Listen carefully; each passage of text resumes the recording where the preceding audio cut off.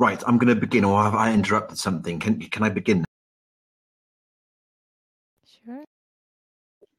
Thanks, you did. At least someone's talking to me. Okay, good.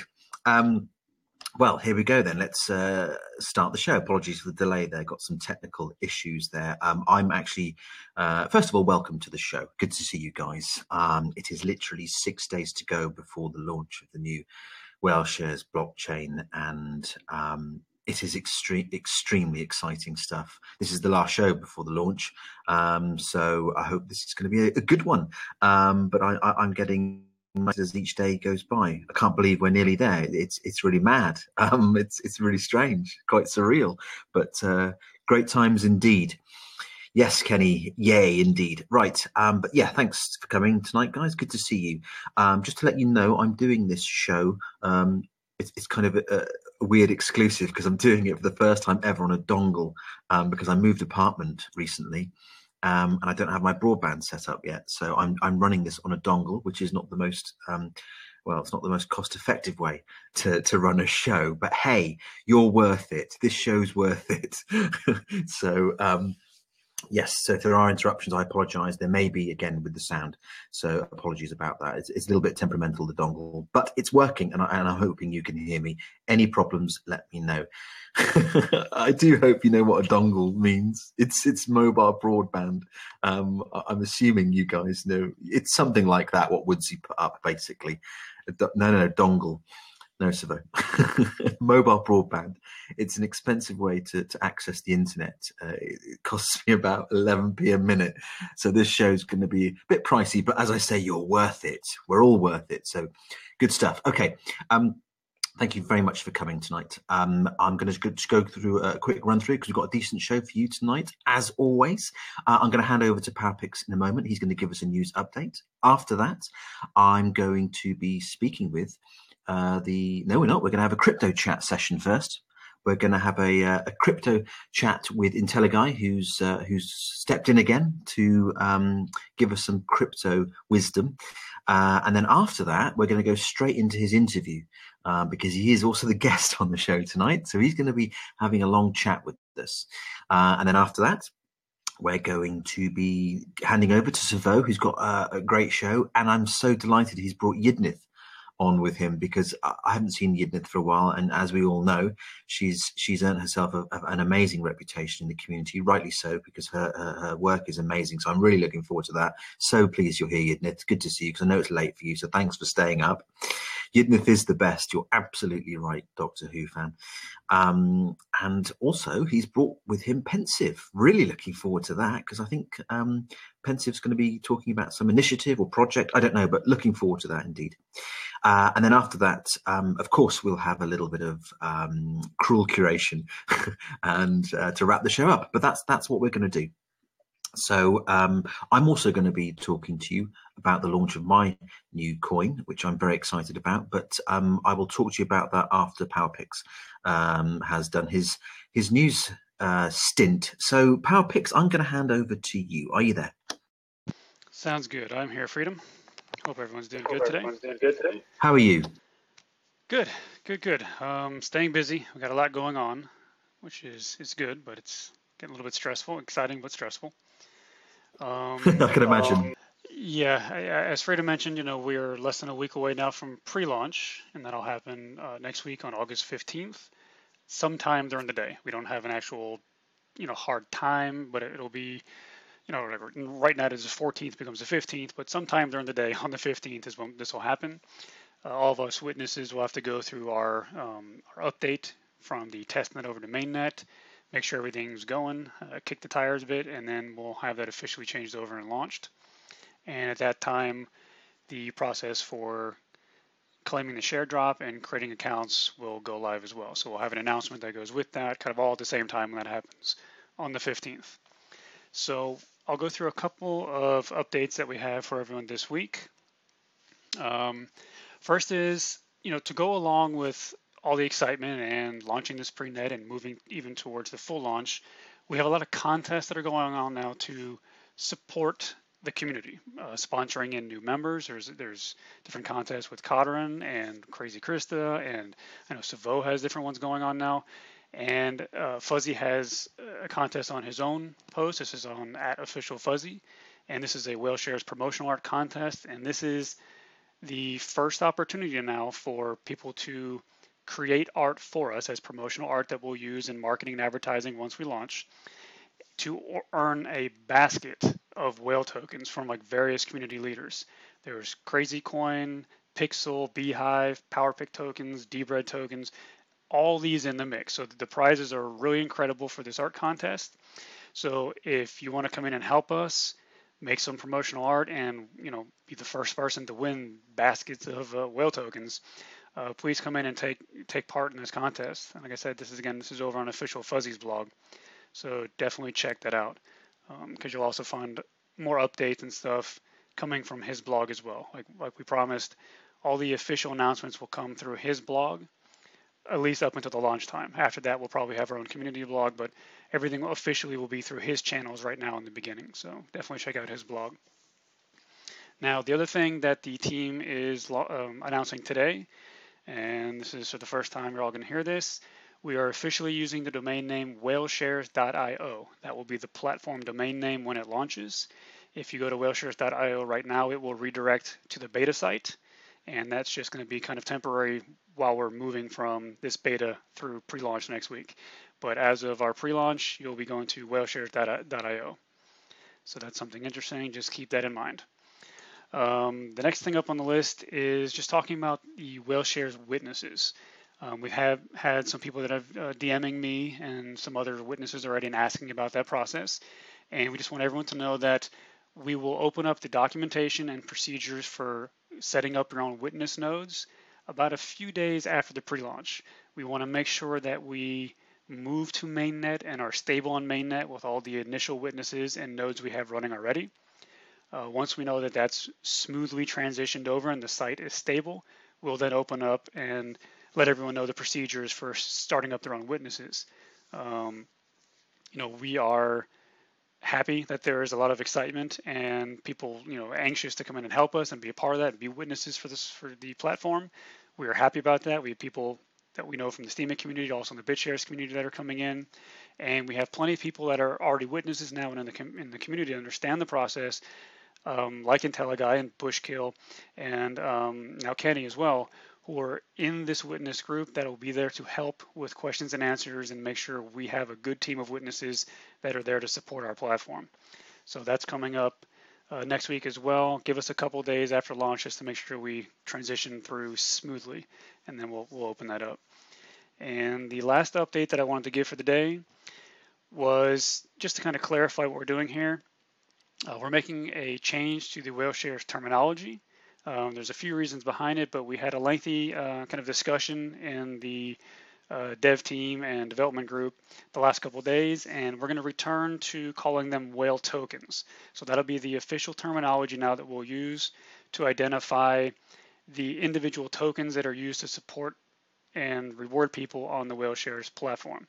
And as we move forward, we're always going to be encouraging everyone, big or small, to create your own whale token as you grow your whale stake that you can then use to support the different communities that we have, whether it's art, music, photography, writing, etc. These different communities some of them are already established and new ones are going to develop in the networks as we get going. So we're always going to support people to make their own whale tokens and join in. Just because we have one now with Enrico for art doesn't mean you can't have one as well. If you're also interested in art, then it's good, you build your whale stake, make your own token, and just have it being applied to the art community. So that's the way that's going to work.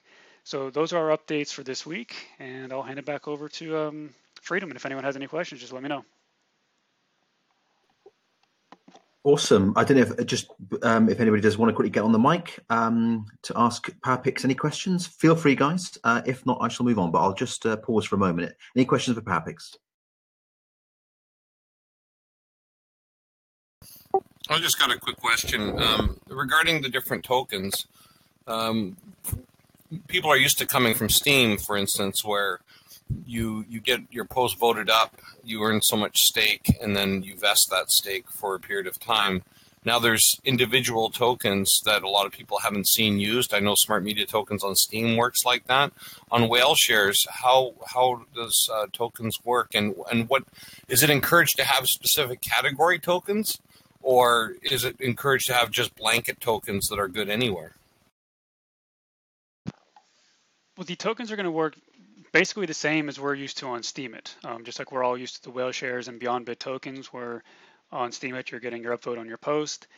All the whale tokens that are created and are being created will work in the same way. We're just changing terminology. You know, we're going to focus more on rewarding and sharing. So we will not have the terminology of voting or upvoting on the platform, but it'll be the same process. People will hold their coins, and you know, it'll be individual preference. Like certain people are going to focus on a community that they're involved in, whether it's art or music. Some people will have a general token, like Fuzz had the Beyond Bits and Whaleshares, that are kind of like blanket tokens that can be used, you know, to support any community. And it'll be up to the person themselves to decide how they're distributing those tokens within the community and what they're used for. But you know, we will be from the beginning trying to encourage people to hold on and build their whale stake, so they have a way to leverage tokens to help the community besides just manually voting for someone, you know, what you do on Steemit. We want people to, you know, reward, share, and then participate in communities over on the Whaleshares platform. So we're just kind of taking a different angle on that. So we are going to try to do, from the beginning, teach people that you want to grow your whale stake, you want to stay engaged, and you want to be active in the community and supporting those interests and groups that you want. I kind of lead that way a little bit without going too much into detail, because we have a lot of things planned that are coming, and these upgrades and updates to the platform will be rolled out in sequence, starting say from the September 1st full launch, and then rolling through the first month. We remember the power down is frozen for the first month. That opens up on October 1st then, and then we have these series of updates that are going to roll out that we have planned. They're in development right now, so I can't really give too much of what that's going to be, but the focus will be on that rewarding and sharing and community involvement within the platform. And that's what the tokens are there for. You can leverage your whale stake and help support people, you know, through contest initiatives. They can help you build things that you need for your community, whatever it needs to be. That sounds really fantastic, and it sounds well planned and well thought out by a lot of people. So I think it's all going to make sense once we see it in action. Probably one of the reasons for wanting to launch mainnet in the test phase as soon as we can now, so that we know the chain can stand it. We just need people to see it work. Right, and some of our concern going forward, which some of us have already commented on here in the general chat in the Whaleshares Discord, is there seems to be a pattern of concepts and ideas that the Whaleshares community comes up with, things that Fuzz talks about, things that the community talks about, and then magically a month or two or three or four later, all of a sudden Steemit is passing these ideas off as their own. So today we were kind of kicked in the teeth with the fact that now Steemit is stealing our mana idea to replace their voting power, which is what we have announced, you know, 3 or 4 months ago, that mana was going to be the name of our vote power. And now Steemit just announced today in their Hard Fork 20 announcement that they're going to call vote power mana as well. So we're now being very careful about things that we're planning that are in the pipe that are under development right now that we're releasing until we get to those release days.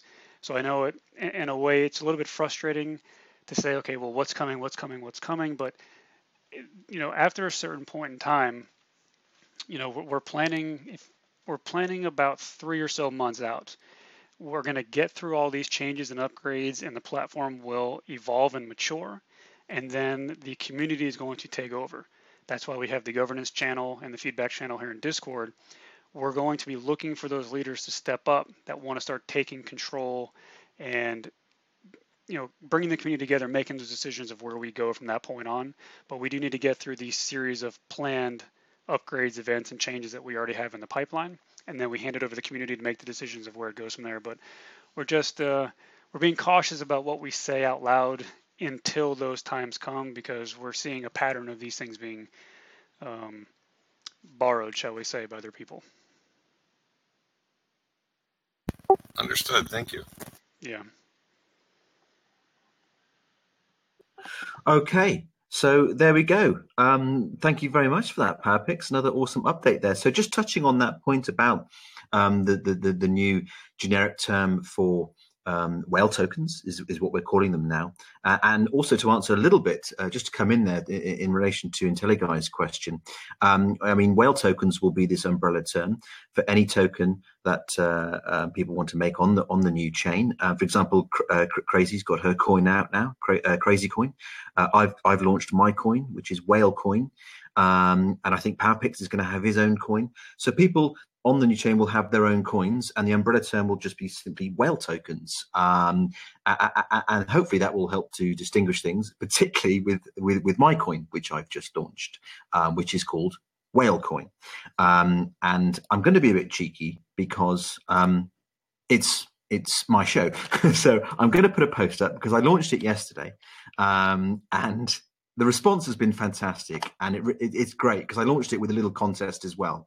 So there's my token, and this is a curation token, as PowerPics was just talking about. There are all sorts of different tokens that people can create for all sorts of different reasons. I mean, Vit has also created his own token based around the creative writing community. It's a great token, and that's what Vit's done. That's my one, which is a curation token, works in exactly the same way as Beyond Bits or Whaleshares. Yes, people need to think about creating their own token because there are so many things that you can do with them, and it can really, yes, it is a beautiful coin cookie, and I wonder who designed that. But there it is. That's my token anyway. It's going to be called Whale Coin, and I'm giving loads out. I'm giving you guys whale coins tonight for attending the show because that's what I'll be doing from now on. I won't be giving out other tokens. I'll just simply be giving out my token. So there it is. I hope you enjoy it. It is a curation token, and hopefully it'll give your posts a boost on the new chain. I also think it's going to be working on Steam as well, but not confirmed yet. I think it's going to have a dual purpose, but we'll have to wait on that one. But okay, well, thank you once again, PowerPics, for the updates. Fantastic to see things really now gaining momentum. It's amazing. 6 days to go, guys. And I think with that, I'm going to hand over to Intelliguy for our crypto chat before we then have a little chat with him and learn more about him. Intelliguy, thank you for stepping in again tonight. I really appreciate it. How are you, sir? I'm doing pretty good. Good to hear it. Okay, one of the things that I wanted to talk about today is that we've all witnessed in the last month or so, Bitcoin was around 8,200 and it dropped down to 6,300. And my talk today isn't so much about Bitcoin, even though I'm going to use it as a reference quite a few times to explain the reasons why I say what I say. First of all, I must make it known I'm not a professional trader or an expert of any kind. So whatever advice or suggestions or opinions I give you, it's up to you to make your own decision. And I'm especially want to reinforce that to you, all of you, because that's exactly what's going on with some of the mainstream media, the crypto media, and the social media today. Is that when you're trying to find out what's going on and what's happening in this cryptocurrency space, it's easily possible to get swayed in one direction or another, or just get all the way turned around and totally confused on going, is cryptocurrency a good investment? Is it a bad investment? How long is Bitcoin going to drop for? How long is the price of Steam going to drop for? Is Whaleshares a good project? Is what's CoinMarketCap say? What are other people predicting? Where do I invest my money and my time? And one thing that I recently wrote a post about this on my blog at Intelliguy on Steemit is that you have to keep in mind the long-term vision of different things. For instance, in a period of a month, as I mentioned, we went from 8,200 down to 6,300 on Bitcoin. That's quite a sharp drop. And when you're somebody that looks at CoinMarketCap every single day and you just watch the chart go down and down and down and down, and it seems to take everything with it, like it's all going down into the drain. So you watch your Steam holdings go down and your BitShares holdings go down and everything else go down at the same time. You're like, it causes a panic. So what's the next thing people do? They're like, well, why is this happening?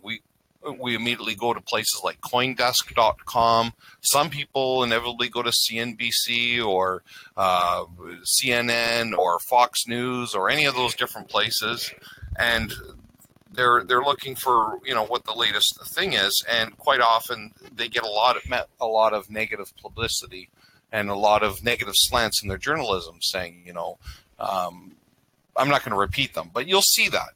And where this all seems to have began from was in the early days, when Bitcoin was from 2009 to about 2014, just before Mt. Gox, the original exchange, went down.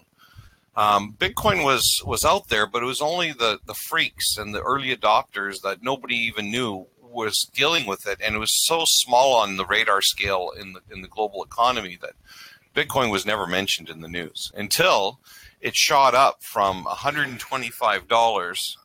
Let's see here, $125 September 2013, and it exploded to $1,120 in November 2013. So in 2 months, it went from $125 to over $1,000. All of a sudden, then that was a 796% increase. So that's when everybody's talking about Lambos, and there was, a lot of millionaires made in a period of a couple of months. And it's true, that did occur for a lot of different people that were holding on to a super amount of Bitcoin. One of the things that happened there is the news media wasn't ready for that, and they started actually legitimately writing and reporting about cryptocurrency and Bitcoin and the possibilities until, I guess, maybe the editors got wind and saying, well, this isn't really good. For instance, maybe this bank owns a part of that media outlet and the traditional way that the world works. And so they're saying, it's not good to be reporting all this great stuff about Bitcoin and stuff like that. Like, hold it to whatever your editor tells you. So now there's kind of the word. So you'll hear more about the media, traditional media, more often when Bitcoin is losing money in value, or there's a hack of some sort, or there's a new regulation. You'll hear a lot about Bitcoin on negative press, probably about 3 to 1 in my opinion. And I've witnessed that since 2013 till now. I don't want to go too long onto this. I'm going to, give us maybe I'll pause right here before I continue. Yeah, can you? Because I do want to jump in a moment, Intelliguy, because you're absolutely right. A lot of the mainstream news media coverage of crypto, particularly Bitcoin, is always negative. But you touch upon something very interesting, because some of these media outlets clearly have very close relationships with banks and the banking sector in general.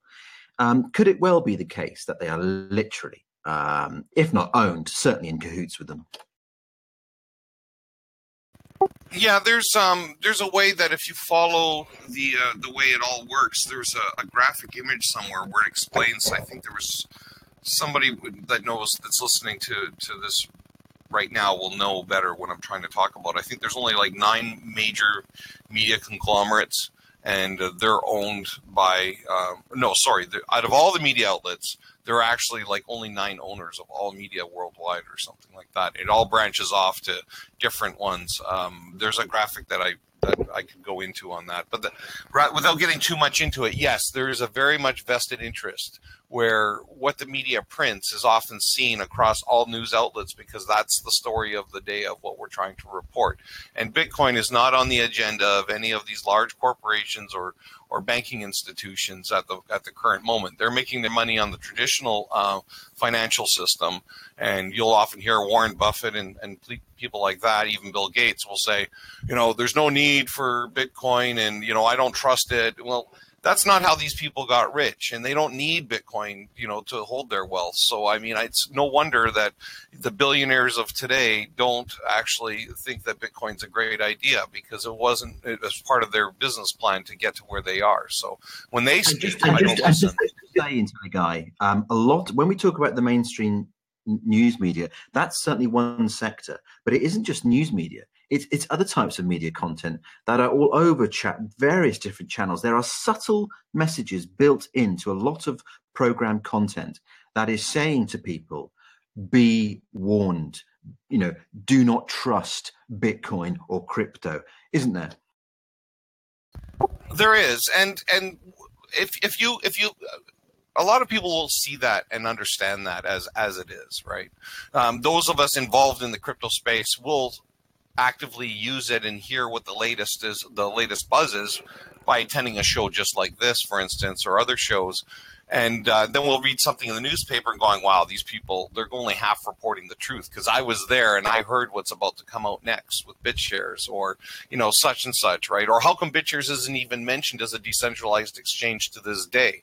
Every time CoinDesk reports about all these decentralized exchanges and it lists them, it never lists BitShares. And it's like, well, okay, is that like one of the good ones that you can't list because the other ones that are all having problems, you managed to list them as an example? So whatever the case is, but going forward, I wanted to mention, like, the key of my talk today is it's also known as FUD, F-U-D, which stands for fear, uncertainty, and doubt.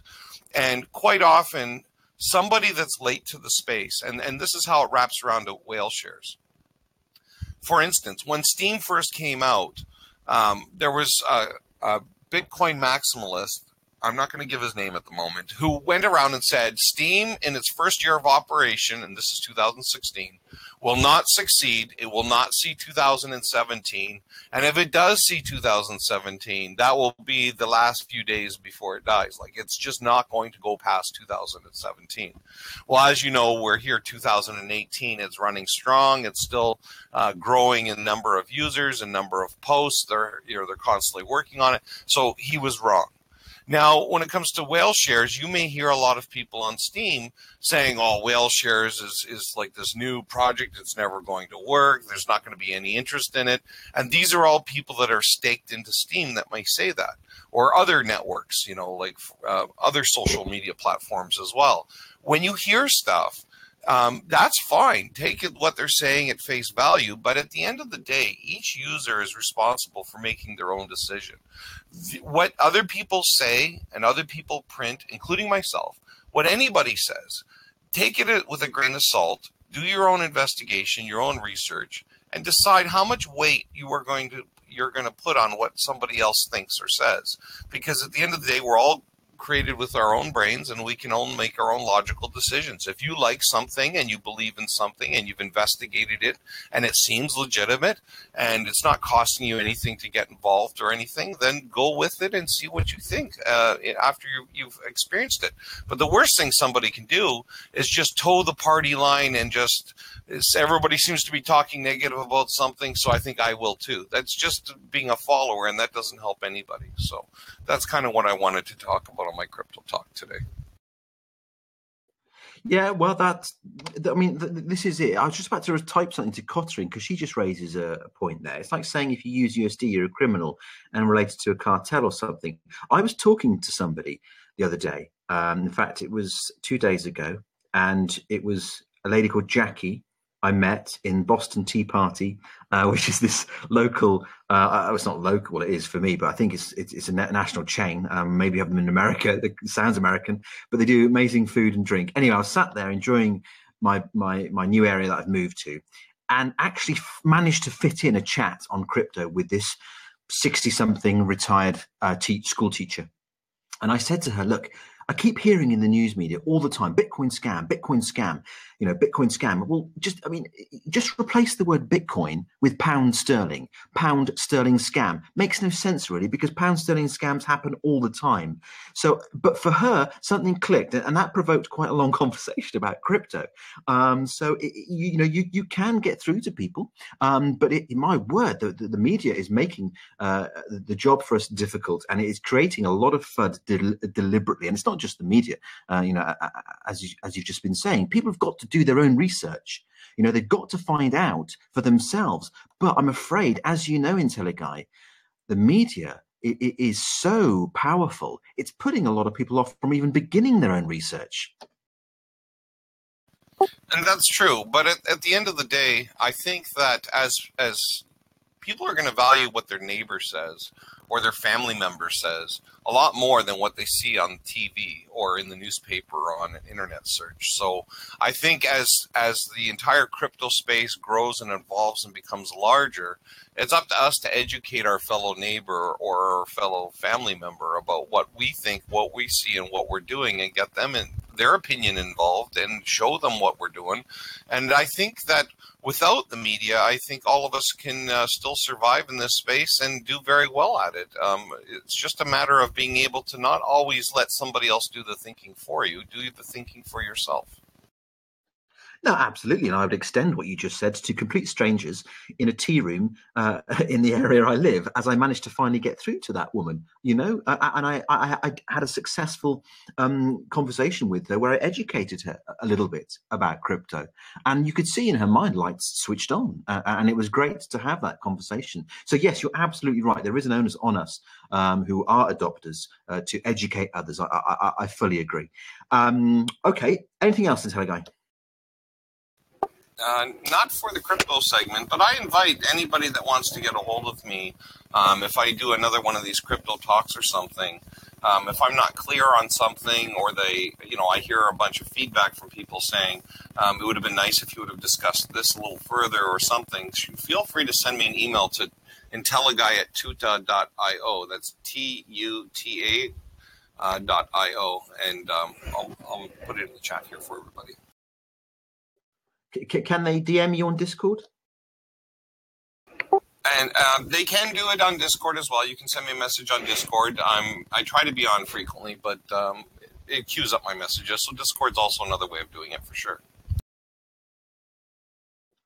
Okay, awesome stuff. Rightio. I think, like PowerPics just said there, the same FUD that you were discussing was around the internet in the early 90s. To even go on the internet would be viewed as suspicious, and people would treat that with some degree of distrust and cautiousness. And now that people have warmed to the internet, most, not all, but a lot, probably most people are now on the internet. We're now seeing the same kind of attitudes emerge with the crypto sphere, aren't we? Yes, everything new and grassroots seems to catch a lot of flack in the beginning. But I think that, there was a time there where I remember exactly what he's talking about. Back in the old days, just having an email address was odd for somebody. And if you asked a business, what's your website? And they're like, website? Why would I want to have a website? Today, if you don't have an email address or a website, you're considered strange. So, I mean, if you don't have a cryptocurrency wallet in 5-10 years from now, you're going to be considered strange. So it's the same thing. It takes a while, but once it starts gaining steam, once these things start to explode. Same with Facebook. I remember the first time that I got on Facebook, somebody says, do you have a Facebook? I'm like, well, why do I want a Facebook? And they're like, what do I do with it? Put my face on somebody's website? Why would I ever do that? And then it was explained, well, I went through the growth stage of Facebook. Everybody eventually has a Facebook at one time or another. Whether they still use it, a lot of people are falling away from it. But, Facebook today, it's common knowledge what it is. And so these things, once they start gaining traction, they just explode. And I think that Whaleshares is going to be one of those projects that's going to be exactly like that. Initially, it's going to be kind of low growth in the beginning, but then it's going to hit a tangent and it's just going to take right off. So. Well, this is it. I mean, I'm kind of getting in now that I've got this move out the way, and I'm feeling more settled and relaxed. I'm slowly getting into full-on promotion mode, and in the end, that will build and build and build, and I'll come up with something. And I'm looking forward to doing that. And I think all of us have a duty, in a way, to do our own little bit, to send the message out there, to pump that message out there, to spread the word, because I think Whaleshares is such an exciting addition to the crypto sphere. It really is an extremely unique, and I think will be a very powerful social media platform that's going to do great things for crypto. So looking forward to seeing what we all do really with the platform, because that's what it's been built for. We're the ones who are going to make it a success or not. But I'm sure it will be. All right, Intelliguy, thank you very much for that crypto chat. Good to hear you again, and thanks for stepping in again last minute. Appreciate that very much. I'm now going to turn our attentions to you, because as we said last week, you're going to be on this week's show as the guest, and you still are. And I'm glad that you are, because for me, you've got the voice of quite a prudent businessman, and I think you could sell ice to Eskimos. You've got that kind of, I don't know, who knows, maybe you can tell us. But what I'm going to start with you is I want to know how you got into crypto, because I don't believe it was Steam at first for you, was it?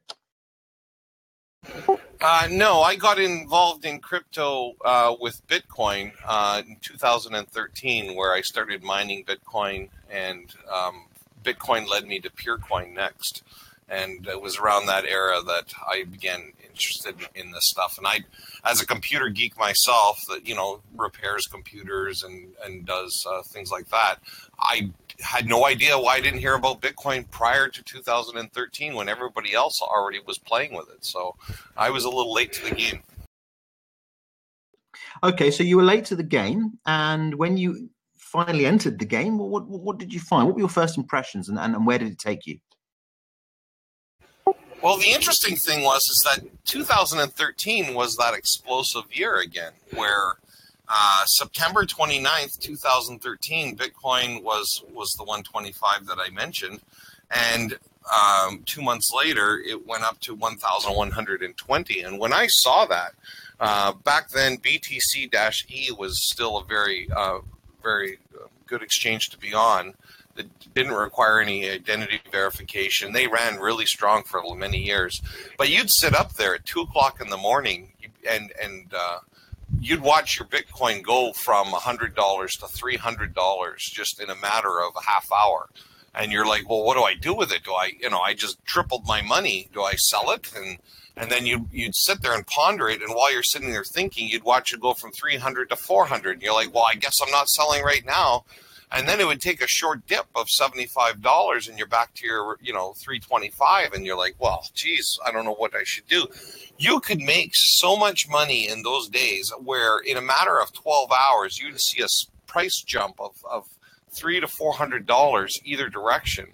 That and you'd have to be like almost any amateur was able to trade and make some sort of money with Bitcoin back then. And that excitement of that versus looking at my bank account where, I make 2 cents on every $100 or something that sits there for 30 days. I'd be like, well, a lot of banks now don't even pay you interest. When I was a kid growing up, just whatever you had $59 in your account, you would still make, 23 cents interest or something like that, like whatever it was. There was a savings account that paid interest. Now they charge you a service fee to hold money with their bank. It's bizarre. So I was really ripe and ready for all of this kind of stuff. And Intelliguy sounds like that there was this huge volatility around at the time, but because of that very volatility, it created this massive excitement. It totally did, but things didn't actually turn on for me for another 3 years. That's when I was involved with BitShares, and I watched Dan Larimer, do his thing with BitShares, and I was like, well, here's an exchange you don't need to trust because I own the key to my wallet balance. And everything that I do with this software, I don't even have to go to somebody's website.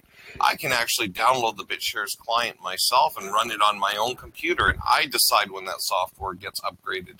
I decide where my wallet actual file sits. I decide everything, and putting the power of trading coins in the hands of myself, I trust myself a heck of a lot more than I trust some other exchange. So that was an awakening moment for me, and he started talking about Steam at that point. And I was listening to Beyond Bitcoin, which was Fuzzy's first radio show before Steam got created. And there was this talk about Steam, and I'm like, oh, I don't know. I was one of those. I was like, some social network based on cryptographic keys. There's no way anybody is going to go through the trials and tribulations of trying to sign up for Steam with keys. Like, how do you explain keys? Like, people can barely use BitShares because you have to explain to them this is a key. And they said, don't worry, you'll see. The same way that people can learn how to use BitShares is the same way that people are going to be able to learn Steam, which is much the same way that people are going to use Whaleshares. And once you understand that a key is exactly something that is to be treasured and to move on the internet, you need to protective of your keys, it's going to explode. And sure enough, it did. And so that's kind of how, in the early days, I got attracted via BitShares to Steam to Beyond Bitcoin, which it puts me right in line with Whaleshares that's being developed now. Right. So it was BitShares that really got you excited about crypto. And I suppose, I mean, at that time, yeah, that would have been an amazing, sort of enlightening dimension, I suppose, to the crypto sphere, because up until that time, you hadn't had these decentralized exchanges. And as you say, it really put the control into the hands of the user. So that's what really got you into crypto. And I can completely understand why. Then where did it go then? How did that marry up with Whaleshares? Well, the thing is about Fuzzy is that he saw a need very early on, prior to Discord, where they used a system called Mumble, which was a software for gamers that they would all put on their headsets, and they would sit there and shoot battles on the network internet games, and they use a thing like Mumble for their own server, like for Battlefield or something. And he says, we could actually use this for crypto. We could actually have a meeting maybe once a week with this Mumble software, and we could run our own Mumble server, and we could sit there and talk. So that actually worked really well. And then after a while, we ended up reluctantly moving to Discord, going, I don't know if Discord's going to be the exact same, because sometimes there's more technical issues with Discord, especially when Discord was still new. But we eventually moved to Discord. Beyond Bitcoin transitioned more to a Whaleshares.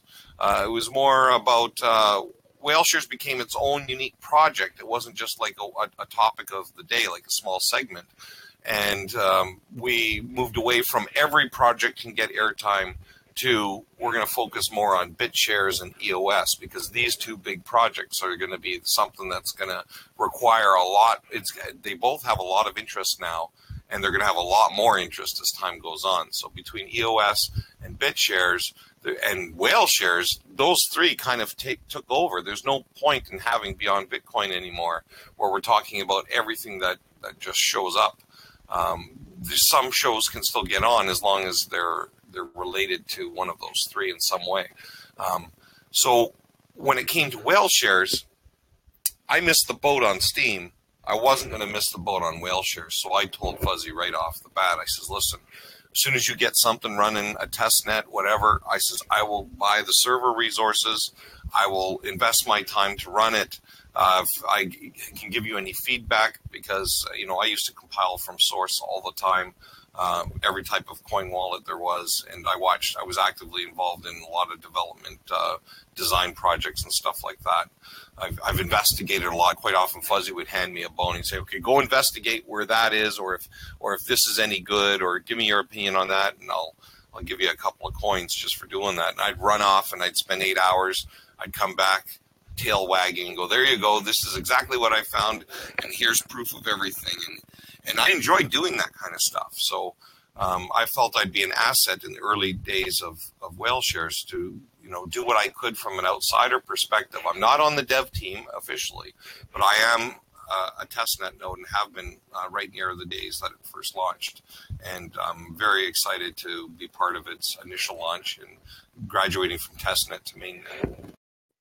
Okay, so you were sent out on little missions, it sounds like, and it seems that you did some good work, because here you are now. You're a witness on the new chain. How did that come about? Tell us about that. Well, to be clear, I'd like to mention I initially I'm also a witness on Steam at the current time. I never use my original name. I'm known as IntelliWitness for Intelliguy, right? So Intelliguy is my username that I post blogs with. IntelliWitness on Steam, I'm number 96, active number 96, I think, in the scheduling. And that gave me some experience prior to Whaleshares on how to run a witness node.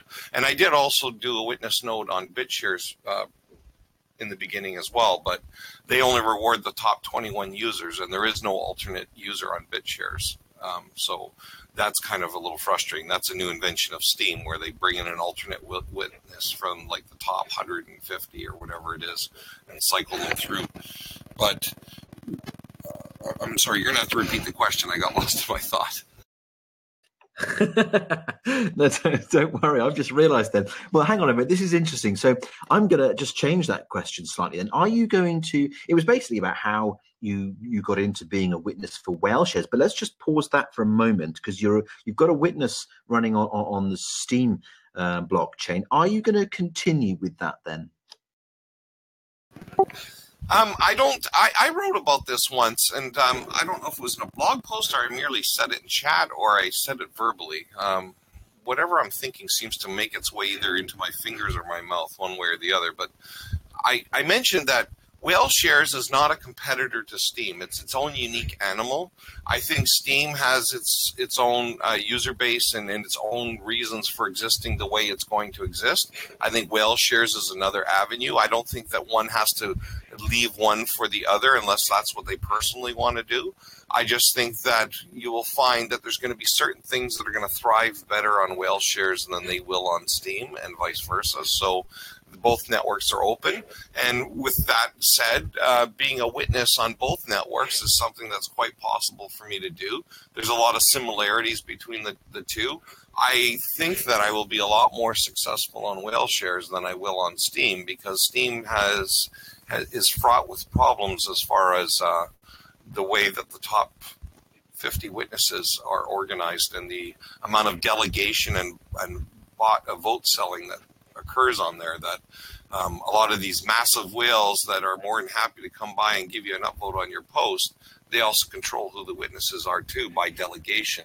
And from what I understand, Whaleshares is moving away from delegation a little bit, so that it's not such a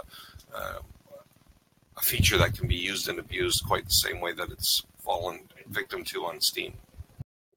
Okay, so no, I hear what you're saying. I mean, I say this to people all the time. You know, Whaleshares isn't about trying to trample all over Steam. It is perfectly right and proper that both can coexist.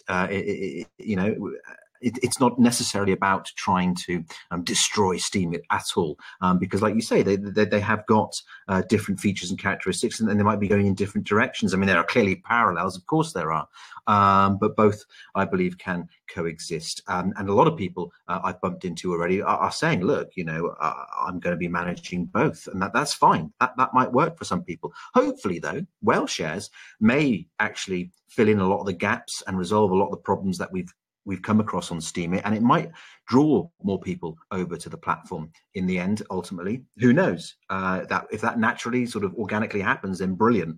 But let's now just come back to how you got to be a witness for the Whaleshares platform. Well, do you have a specific question? Because I think I glossed over it about how I happened to run a testnet node for the first couple of months and all that. Yeah, I mean, you told us about that for Steemit. What made you decide you wanted to be a witness for the Whaleshares chain? Well, in the beginning, Fuzzy came out with Whaleshares for voting up Steam posts, and he said, and he was very elusive in the beginning with it. He says, I'm working on something.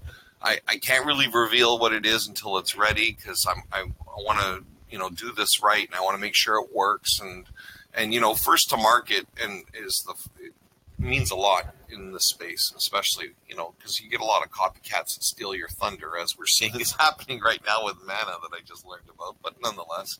So he said, I'm going to come up with this thing. He came out and he announced it. He goes, ta-da, there's Whaleshares. You go to whaleshares.net. You can fill in your blog post on Steam.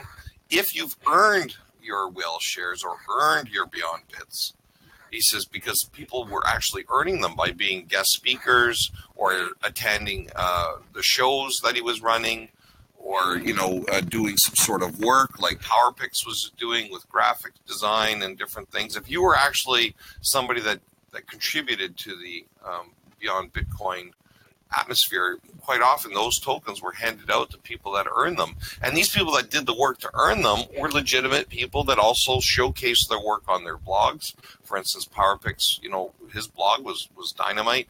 A lot of people that I've met in this time of stuff was doing that sort of thing.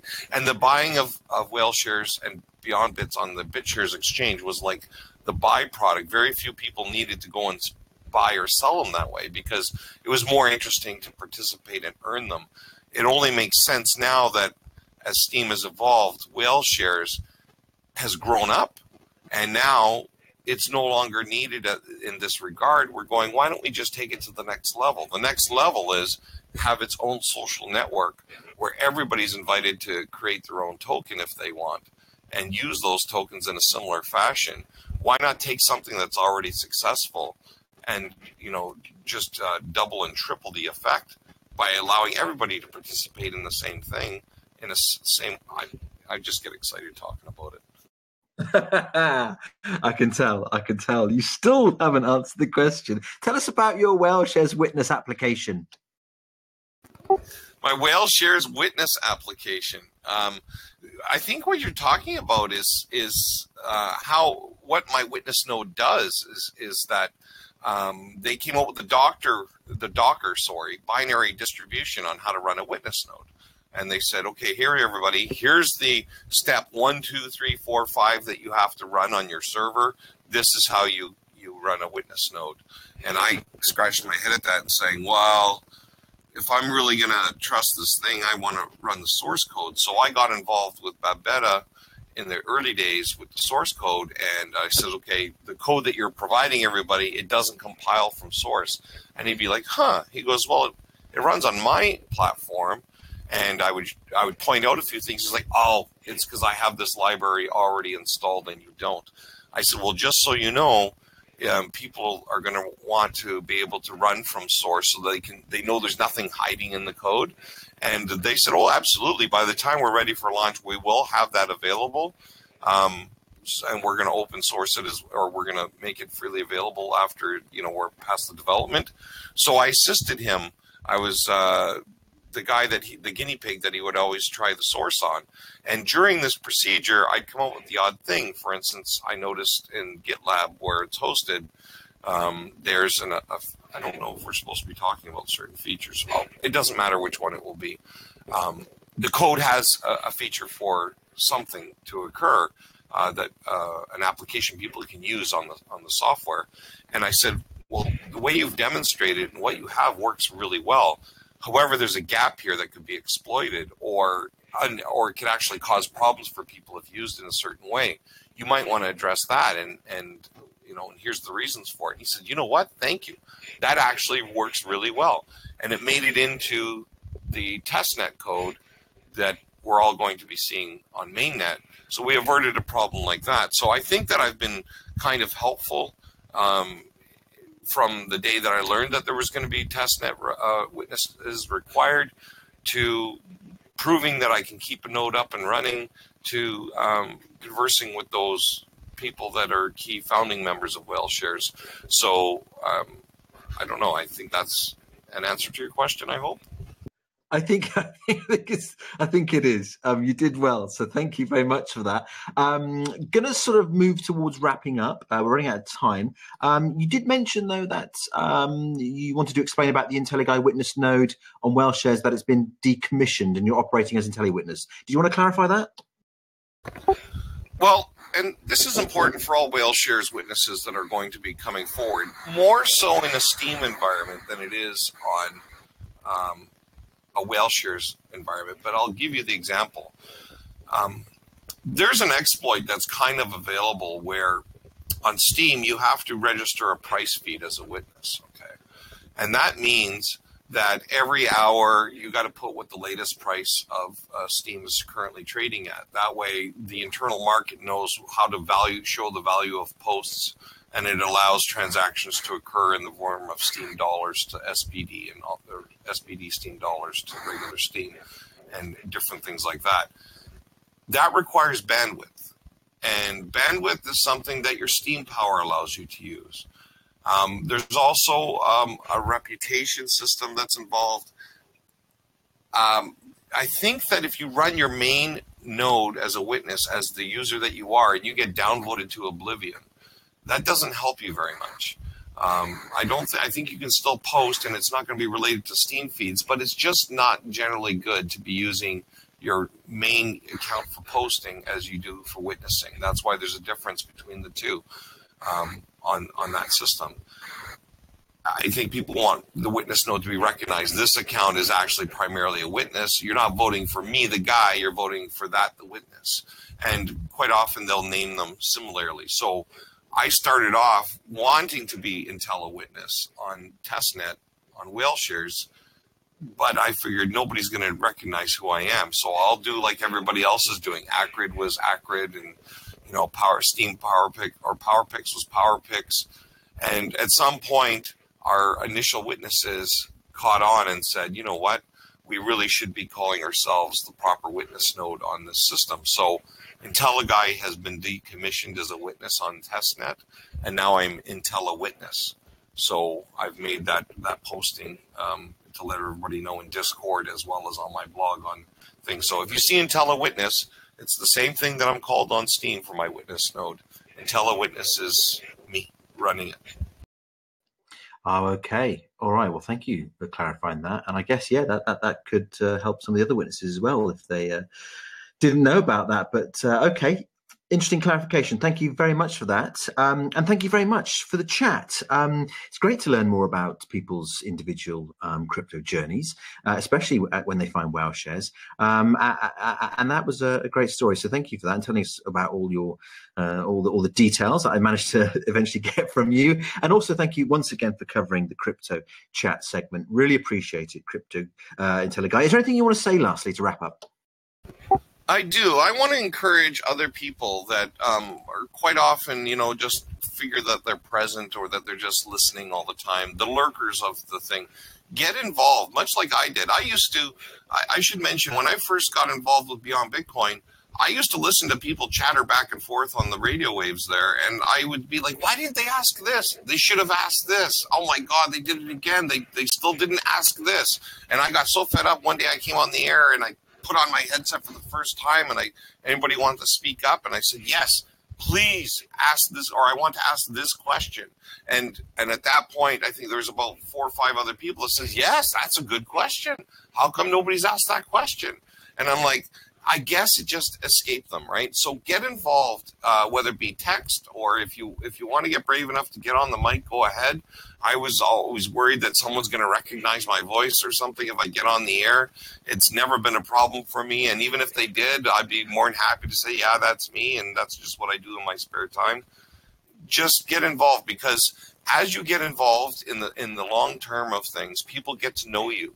They get to listen to the tone of your voice, the things you say, and then when somebody brings up your name and says Intelliguy, you'd be like, I know that guy. I've heard him before, and I know what it's all about.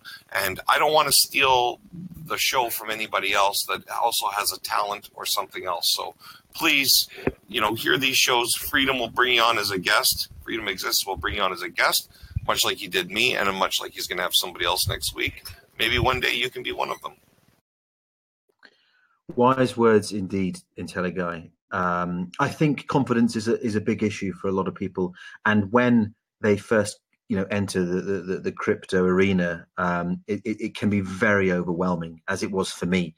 And I remember thinking, my God, I'm so small. I don't know anything. And it can be a little bit daunting. And so you feel like you don't want to ask questions. You don't want to get involved because you don't want to make mistakes and look stupid. But you're absolutely right, Intelliguy.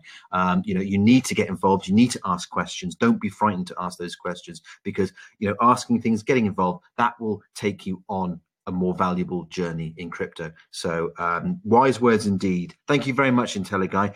Great stuff. Thank you for coming on the show. Great interview, and look forward to seeing you again soon.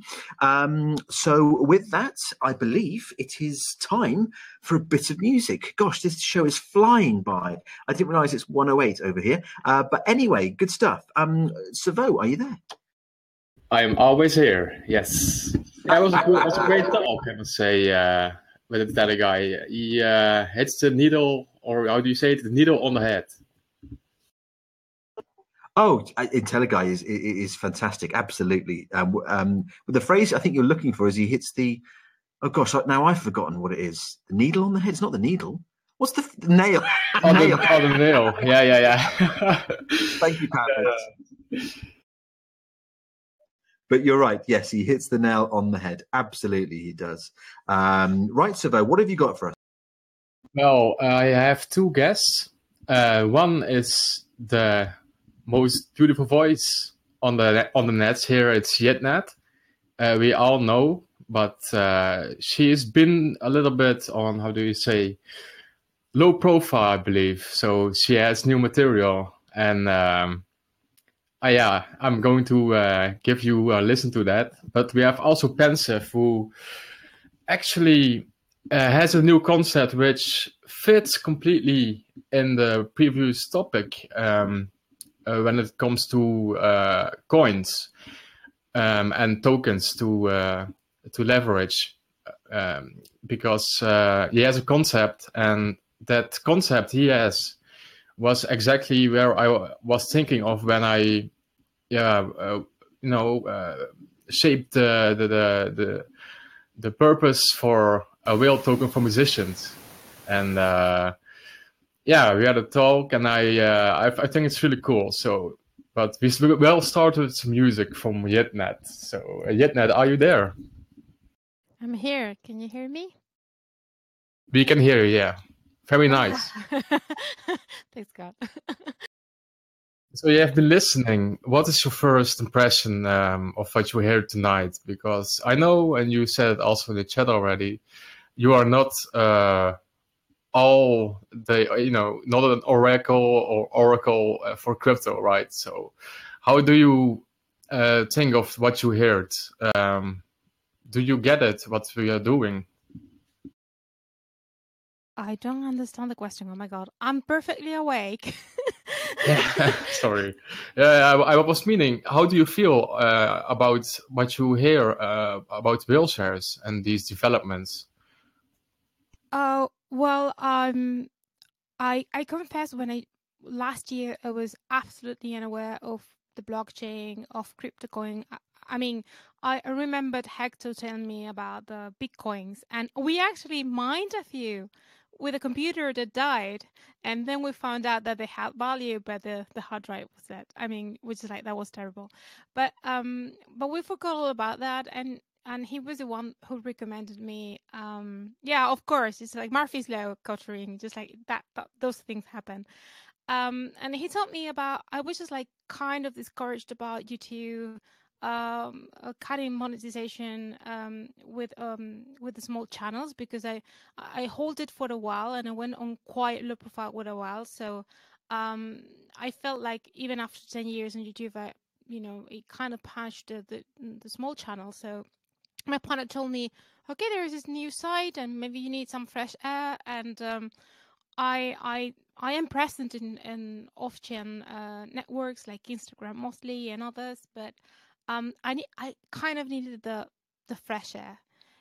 So I wasn't really looking at the rewards. Not that I don't need them, of course. I'm struggling artist as many, but I was more interested in finding a way to engage with new people that really didn't know anything about me, and maybe just like find an opinion. I found that, and I really found that. I mean, I somehow on the journey it stopped being the rewards or the crypto, and it became more about engaging and making friends. And I count many of you here because I'm in my first Hello World statement, whatever this is. There was Alex P. Morris that actually replied to my first hello. And he kind of made a little shout out on Whaleshares way before I knew what Discord was. I mean, just like people started to come over and say, "Hi, Alex sent us. Why don't you come to Whaleshares?" So Whaleshares server was the first server I actually joined. And I was just like, okay, let's install Discord. What is this? So it was my first community. And in fact, I started to go to Freedomexists shows, and I started to get to know everyone around. And I didn't even have BitShares, and Freedom was telling me, Gina, send me your BitShares accounts and I'll send you the Whaleshares. And we're just like, I don't know what you mean, but I'm just like kind of joining. Hello. And it took me, I think, 6, 7, 8 programs to make the BitShares account and started to know. And it's because I handled too many things, and I really, I wasn't really. I'm now learning. Just like I feel very blunt about this, but I'm slowly, I'm slowly learning. I'm not going to deny that I'm more on the content creator, and I trust my partner to teach me all the things that he doesn't know, but he kind of left me to fend alone. But I keep on learning, and I'm really excited because it was my first family. And I don't think Steemit, I'm still on Facebook and I'm still on YouTube, and I try to make the best of every window and every door that opens for me. But I have to say, this was the first place I crashed in, so I can count, I know Crazy Crystal Pacheco, or Sevol, or Freedom, or Snakey, so many friends they became my first friends on Steemit. So, and are you gathering and doing something? So, party. I mean, yeah. I mean, I can remember very well that, or very clearly, when Alex was, oh, you have to check this woman out. She can sing, Oh, check this out, and everybody, got to know you and was impressed by you as well. And I want to play a song of you now for people who don't know you yet. But yeah, it's amazing. And which one shall we play first? The one where is your post about as well? Well, yeah, maybe we'll start with Feel the Thrill, which is actually a post that I made just for today. Just like kind of hurrying, just like, do a new post for the show. So that is Feel the Thrill of the Wild Side. And I want to say something about that song.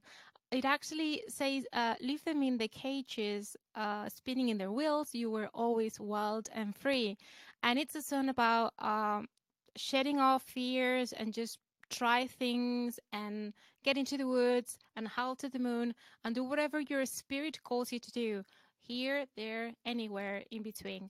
So it has many ways to read that song, but it's about becoming and shifting and being free in many ways. And it has a kind of a connection with my previous post that was about wolves, because if you hear the song, there is a kind of werewolf, wild, feral tone into it. So here it comes. Feel the Thrill from Marcela Hernandez.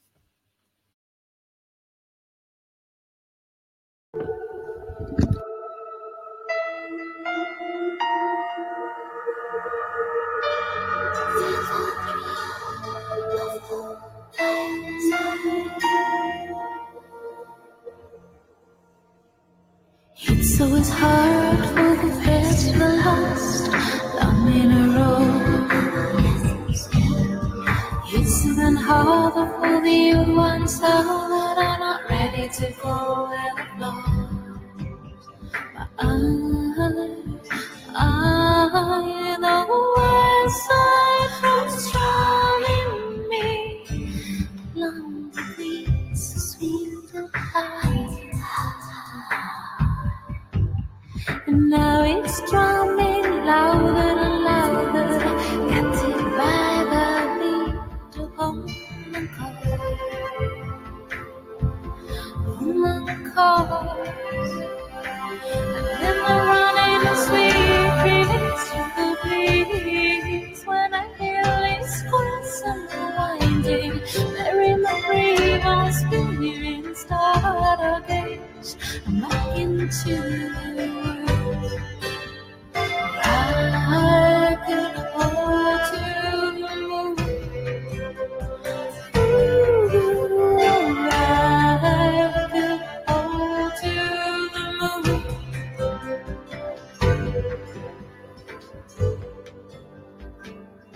I feel the thrill,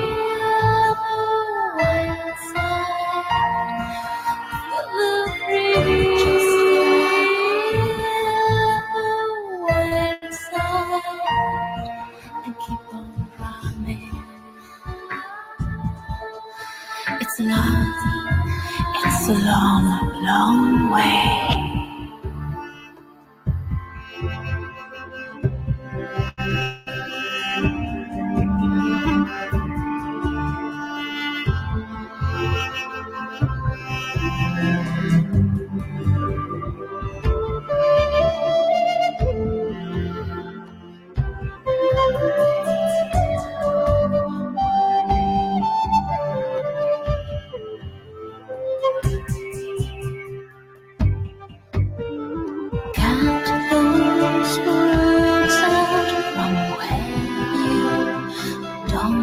Belong, dust can settle. You shall not leave them in the cages, spinning in the weeds. You were always wild and free, and now it's drumming louder and louder. Follow, I'm not afraid to glimpse beyond. Farther on, then I'm running as it's a full place. When I feel these course and winding, bearing a breathing spirit and start a things and begin to it. I could hold to the moon. Ooh, I could hold to the moon.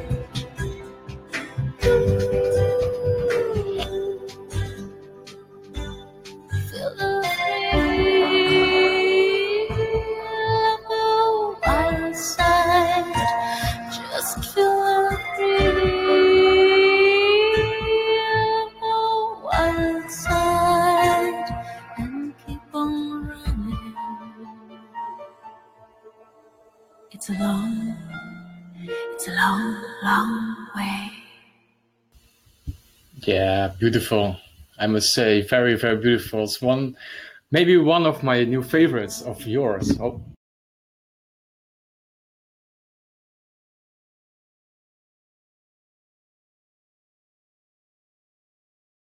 I think I lost a book. Savo, you there? Oh, we've lost Savo. PowerPics, can you please now administer the picture?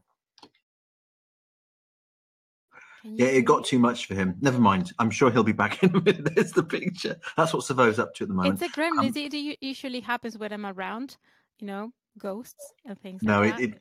Savo gets a bit... He's got tons of cords and connections. He's got to sort them all out. So he's probably just sorting that out. But he'll be back in a minute, I hope. But that was a beautiful song. As I said, I think it had a bit of a folk feel. Yeah, hello. Yeah, I'm now on my phone. My laptop is hanging on Discord. Oh, okay. Well, I'll hand back to you then, Savo. Yeah, my excuses. Yeah, well, my mic fell from the table. So, but now Discord is hanging. So, but I'm on my phone. So, when I come back online in a minute, then probably there will be no troubles. That's fine, Savo. Just carry on, yeah. Okay. Yeah, Yetnet, to look at it now, Discord is actually mainly the thing what connects everything, what counts for the blockchain communities, right, who are supporting artists. Because what I felt and what I see is that it's a way more supportive community because we all have something in common when we are on the blockchain and on Discord than it is, normally, right? Well, I think that Discord is kind of well, it shouldn't be somewhere. I believe it shouldn't be that we have to need Discord just to keep all the connections going on Steam, on Whaleshares or whatever. But it's true that it's super hard exec. I mean, I think if it weren't for Discord and all the engagement, I think I understood that. If it weren't for all the engagement that I have done with the different servers and different friends around here, because it's so much fun and so addictive. I mean, at the beginning, when I was a newbie and enthusiastic, oh my God, it's just like there was a month that I was really the whole day through, and it wasn't just like because I was trying to grow quickly or anything. It's just like I really got addicted. I'm trying to find a balance more now, because sometimes it's easy to get lost on Discord and forget about to actually feed your feed. It is just way too addictive and way too friendly. And I think that was a question. Sorry, sometimes I get a little bit shady about explaining things. Yeah, I mean, actually, if you are not connected to people who are fan of yours or friends, you know, these are the first people who will come to your events or shows, right? So, and I see what I see on Discord is actually you are with everybody who has the same interests connected over the whole world. You know, I never had it before myself. I don't know how it was with you, but I wasn't an onliner. I'm old. I'm a haggard. I'm a haggard old lady, and I remember the times of mp3.com back in 2001. And it used to work not with Discord. We didn't have this kind of technology, but we were just like there were communities of musicians sharing for the first time their music online, and there were these communities, different kind of communities, actually divided by genres. Back way then, there was even a paper play. Oh my God, 2001, 2002. It was way before MySpace, way before Facebook, way before the networks, and precisely because it wasn't really a network, but it was more like a community of musicians. Steam, it felt very much like that old World Wide Web vibe, you know, just like networks. Just that, you know, that song "Radio Kill," "Video Kill the Radio Star." I feel like the networks kind of killed the World Wide Web, you know, when we had all our official sites and there were all these message boards and communities way at the beginning. And somehow I feel that Discord and on the blockchain and the way that we interact here, more than a way forward, has been a humbling way backwards that I think it was good. And of course, I see many flaws and I still don't know what lies ahead for me. I don't know if it will help to fund my music or art or not. I can say I have engaged with people and the people made me stay. And I'm still trying, I'm still here, and I hope that you're enjoying my company as well.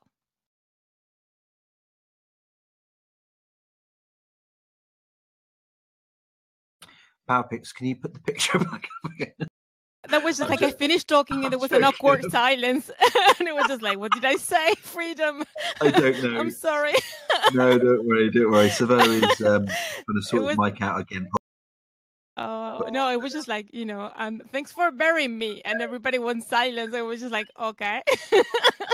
You just impressed us so much. We just are gobsmacked. We just don't know what to say. That's all it is, Yidnith. But I don't know where Savo is, but he's obviously got problems with his with the meteor that smashed his laptop up. But never mind. Because I would like to still hear one more song from you, and I believe that Savo is going to play it. Savo, are you there? He flashed at us. You can make me questions meanwhile. I'll kind of, you know, what is my favorite ice cream? Oh, of course, chocolate. I'm not going to ask you that, Yidnith. What I am going to ask you is, where do you see yourself, Yidnith, in 12 months' time? Well, can I share a post? Sure. Actually, I'm back to painting and making my illustrations again because I kind of finished recording my new album quite a long time ago, and I still like kind of failed to find a way to fund it. But because I had to take things very slowly, I want to grow it. Yeah, I'll do PowerPics in a minute. I will try to to grow it into an illustrated book.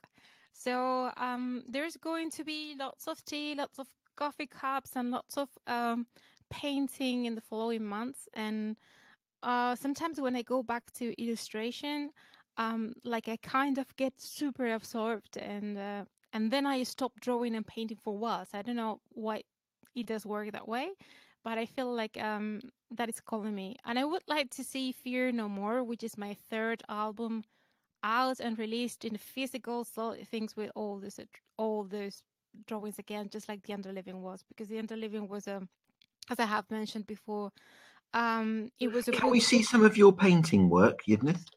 That was what I was going to do. I'm going to share the post that I shared yesterday, which has one of my paintings, and then I'll spam you some random drawings on the screen as well. But I'm going to drop a link. Yeah, please do. It'd be nice to see that, because I know you do. You're involved in a lot of the creative arts, music and video making for your songs, and you play instruments. But I haven't seen too much of your artwork, so it would be lovely to see some if you have it there to hand. Well, that was yesterday's, and it's an illustration for the fairy tale Red Riding Hood, which is actually a different take on the tale, and it's related with the song that we just played. About holding to the moon, and it's about having something feral and wild and innocent. That we keep on demonizing things like the wolf, and no, Silvo, no, we're not hearing you yet, or quite yet. Oh, I can't at least. I don't know if someone else. Don't worry about it. Right. Okay. Anyway, Yidnith, just don't worry about Savo. We'll sort Savo out. You just keep talking to us about your artwork, because I'm going through this post, and my word, it looks very, very impressive. Tell us a bit more. Well, I'm going to put a coin for the push to talks. Sure. So I can use my other hand maybe to share a couple of drawings with you, even if they're not posts. So I'm going to just like to get to the computer. I mean, that first image I'm looking at is that it's so refined and soft, and the detail is very, very impressive. Yeah, I always begin with the black and white, and I use just like markers. I'm going to show you previous. It expires, so don't vote on the one that I'm going to share. But feedback is always welcome. That's something that I want to say, that just like after the 7 days, people, what you are living on the blockchain, it does not expire. Precisely, it stays to talk about you. And this is another example of my art that I shared maybe a couple of weeks ago. And this is how the drawings usually start. I usually do these black and white versions, and then I scan them. And whether I paint them with watercolors or acrylics, or whether I go digital. Now, because I have a mess and I have the music studio where I make everything, and then I have like the painting studio all in the same place, I'm kind of coloring digitally because I don't have just like the space to put all the paintings and and everything around. Goodness, that is absolutely extraordinary. It's really, really beautiful. A lot of skill has gone into that. Intelliguy wants to know, how long would something like that take? I'm kind of quick making the drawing for a black and white drawing like that, like the last one that you see, maybe half a day. But then if I paint it, then I can go on for weeks, just like doing crazy.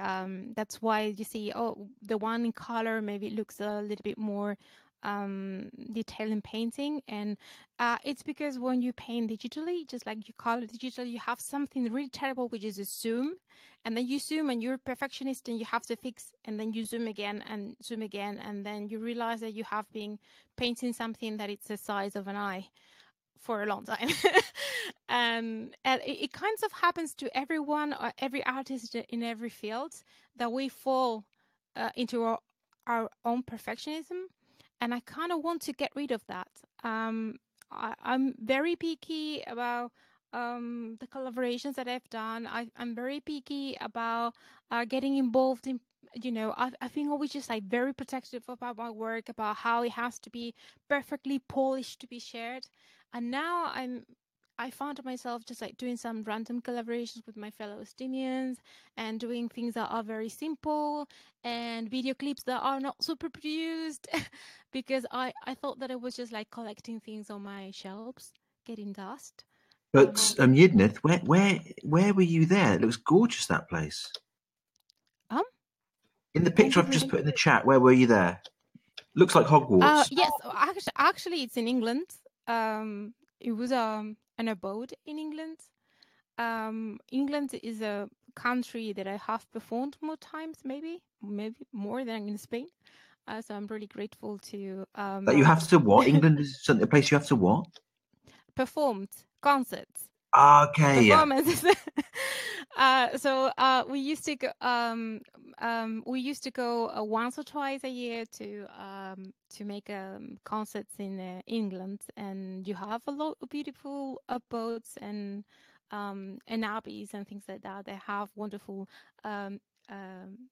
libraries, and the thing is just like I love to collect illustrated myths and legends and fairy tales.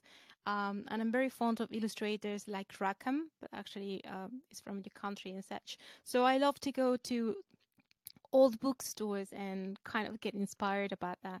I'm kind of geeky, every time. Can you hear me? Yeah, you made it back. Yes. Okay, finally, yeah.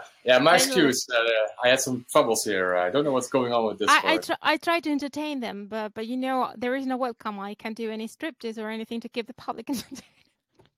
Improvisation. I'm just kidding. Though it happened once. Once. And explain, but people just like how just like I'll explain that. We were in a concert in the United States, and for any reason we forgot about the adapter, just like the plug from European to the United States. So the sound tech was trying to plug the things, but there weren't a way to be found, and we had to go and begin the concerts, but nothing was working because we couldn't plug anything in. I was software is also not yet developed enough, so it seems. But I also want to invite Pensive still. I'm actually just for the troubles with. Sure. But you can say on because Pensive is a fan. I don't know if he's. Yeah, he has unmuted himself. Pensive, how are you doing? Just a second. Sorry, Savo.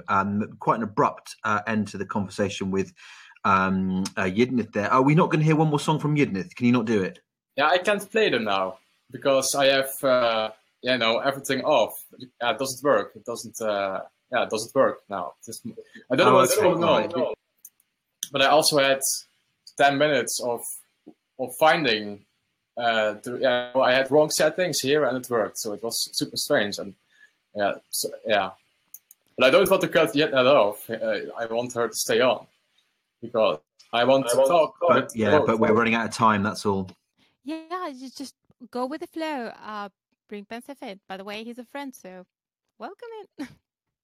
Yeah, welcome, Pensive. Hello.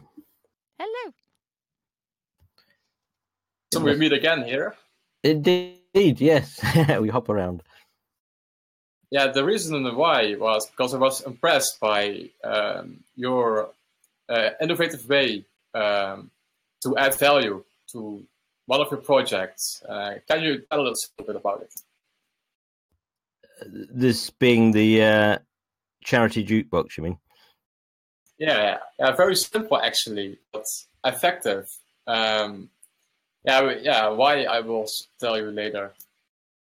Can I put the post in and then people will see it? Yes. Yeah, I had the idea for two reasons, because I've been doing the My Life in 8 Songs show for, since the beginning of the year, but about 8, 9, 10 weeks ago, I swapped it to having the 3 guests each week as Steam musicians, and we then play for each musician 8 of their own songs. So I'd been collecting a lot of MP3s and SoundCloud links, etc., for them, and I thought it could be fun to have a little like jukebox so people could play them back, because often I like to go and listen to them again, but there's no easy way to go and find all the songs. So I put them in a list, and because I also run the $1 a day charity, I thought maybe I can put the two together, because I'd seen Globocop on his Saturday evening show. He does a thing sometimes for Family Protection or other charities where people make a small donation to play a song. So I came up with the idea. I thought, maybe people would pay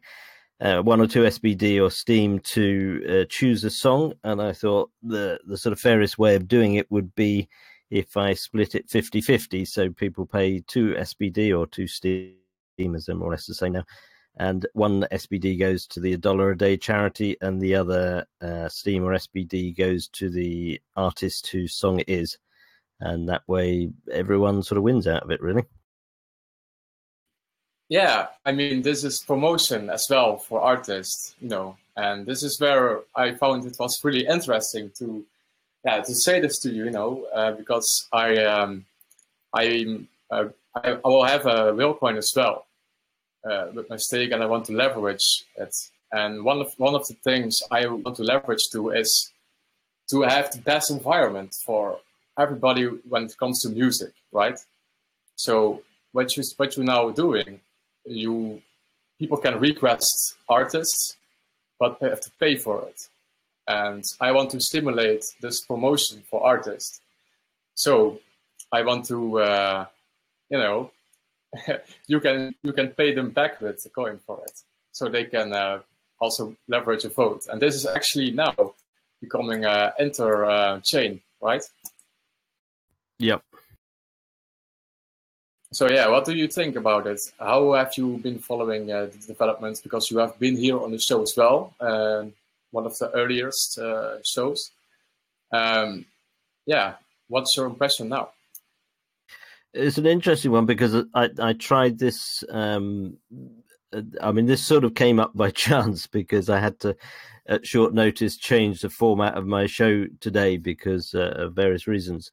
And so that's why I came up with it. And I tried it out, and I had, I think, nine songs were chosen over the 3 hours, which was good. But there wasn't that big a take up. There was a good take up, but not that big. Of those 9 chosen, that only represented about 4 or 5 different people, I think.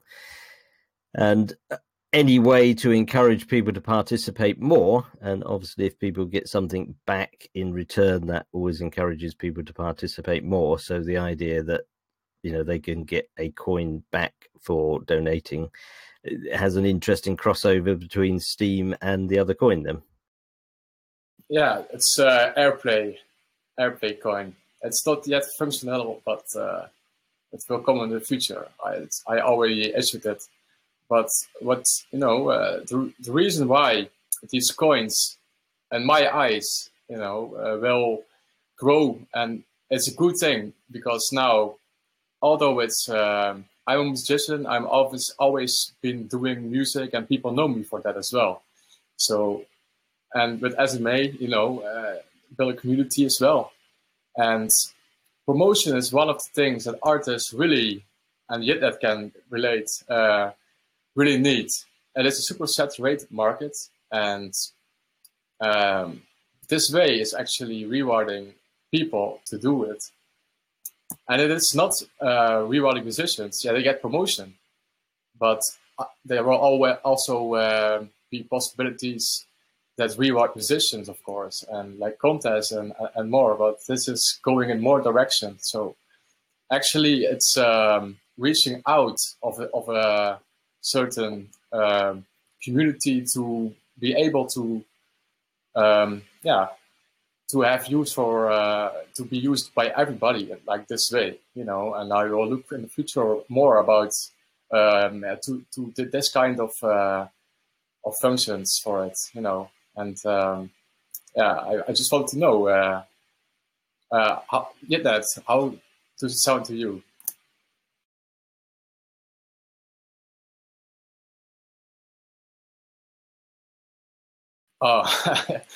Okay. Yeah, I was wondering what you were thinking of this, this kind of uses for a token.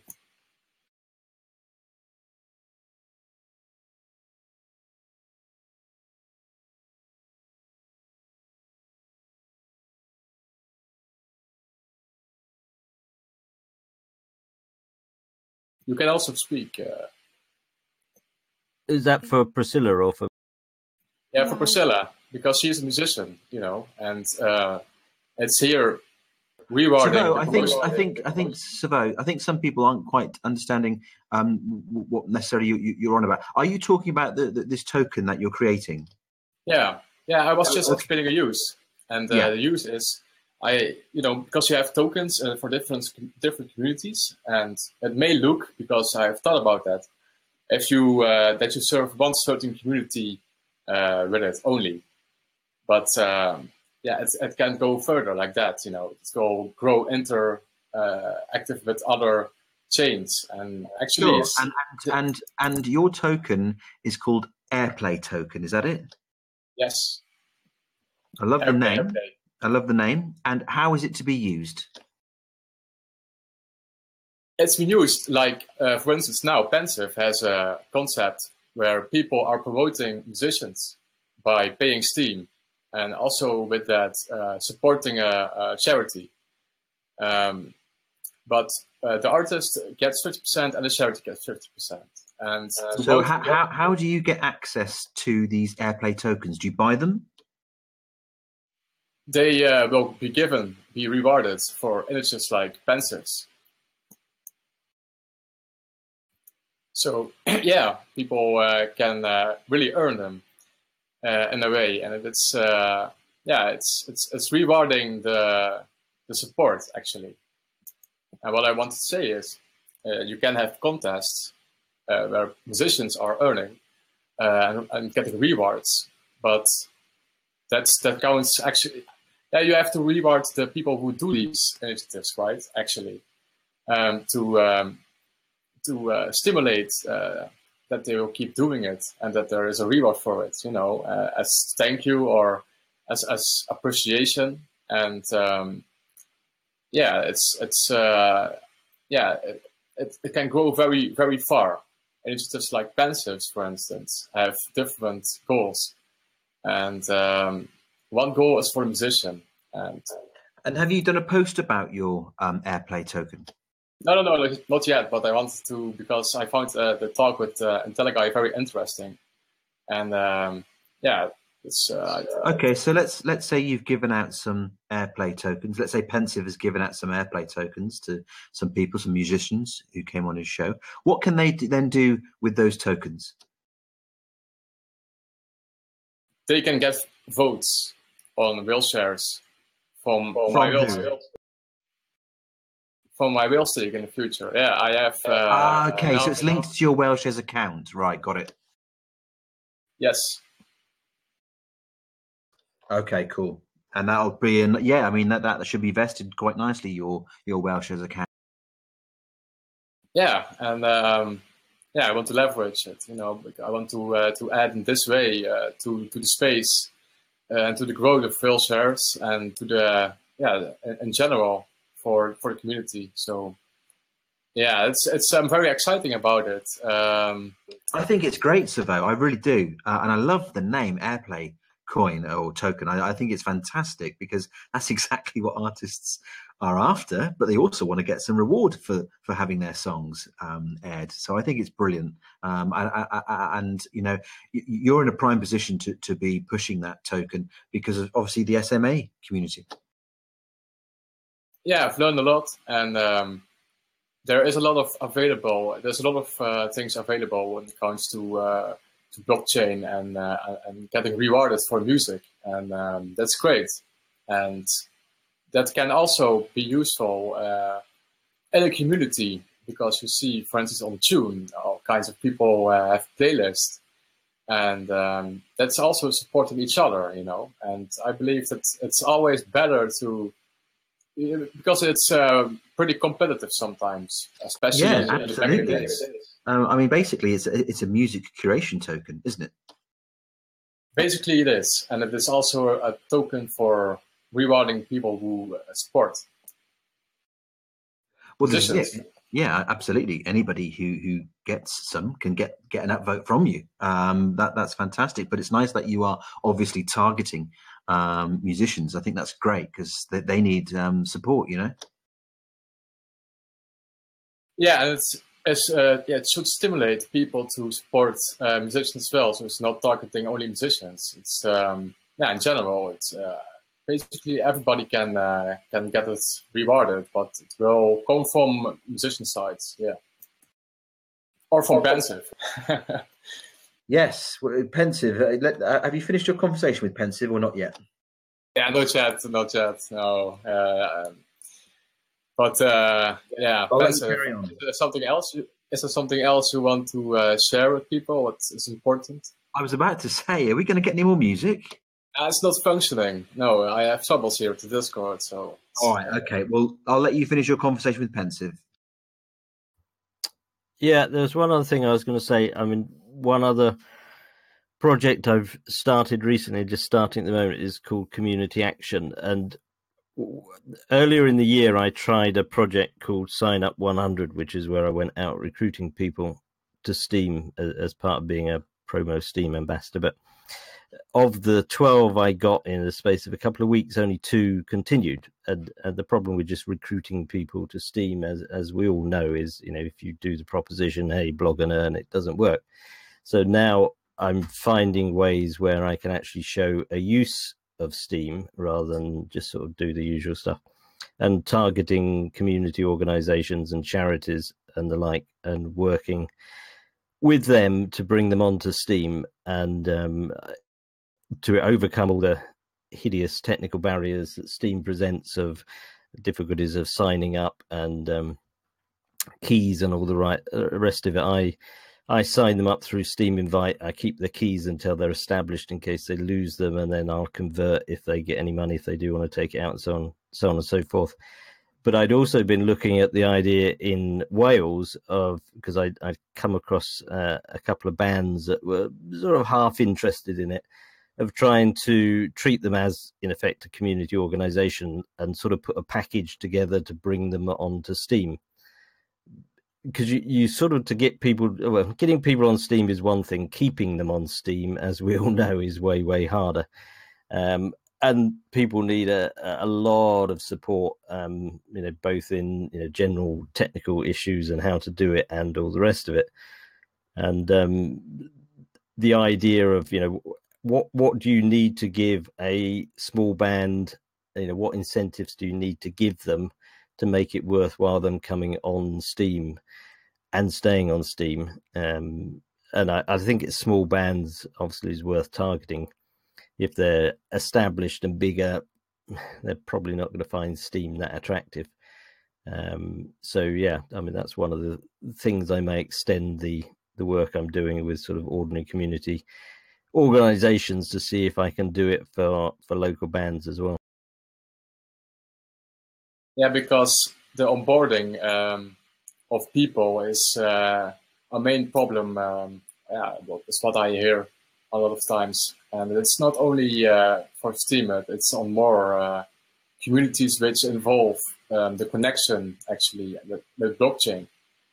So focus on how do people get motivated to check it out. Okay, that's one. If they come to check it out, then they have to stay.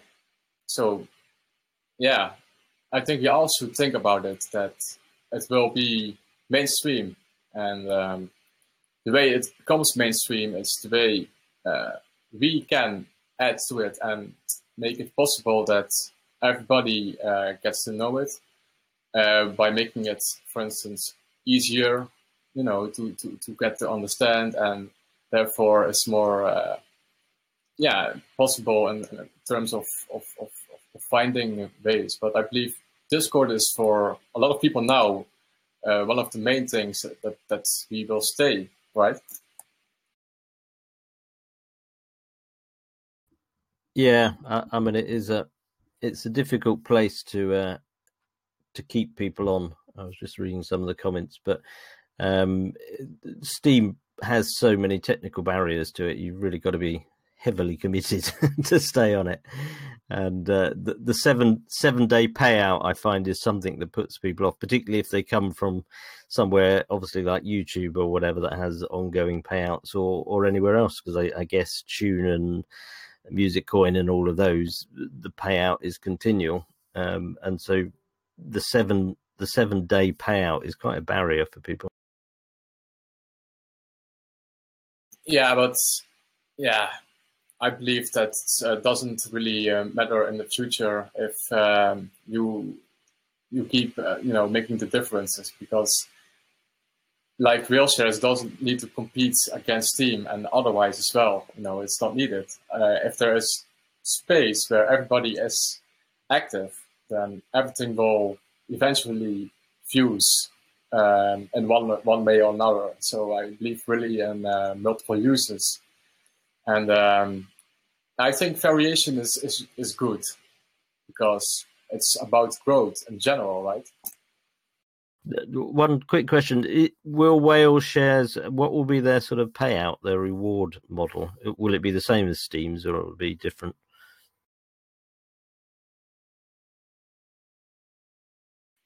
Yeah, it's all to check up. But I see Yitnet wants to sing something.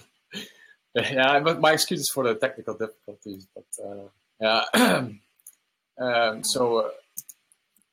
because we also have a time limit. So Yitnet, do you want to sing something? Yeah, don't worry. It's just like I'm going to do something super, super soft and super, super, and actually, I'm going to play one song that I think I don't even know if I remember how to play it. I'm going to try, but I think it's one song that you mentioned, one that you liked. Yes, you. This goes for all the audience, because you couldn't listen to the other songs. There were technical difficulties. So I'm going to try to sing very softly. Can you hear the piano? And yes. the piano likely sounds through headphones, so it's going to be just my annoying voice to my neighbors. So I'm going to sing a little bit of a song, and back to you in a minute. Yes. This goes for freedom, and then my neighbors will kill me. But anyway, I hope you like it.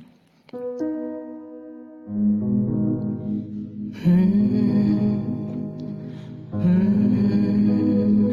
you can't catch the waves, yes, you can hold the tides, but you will find that soon you're really here.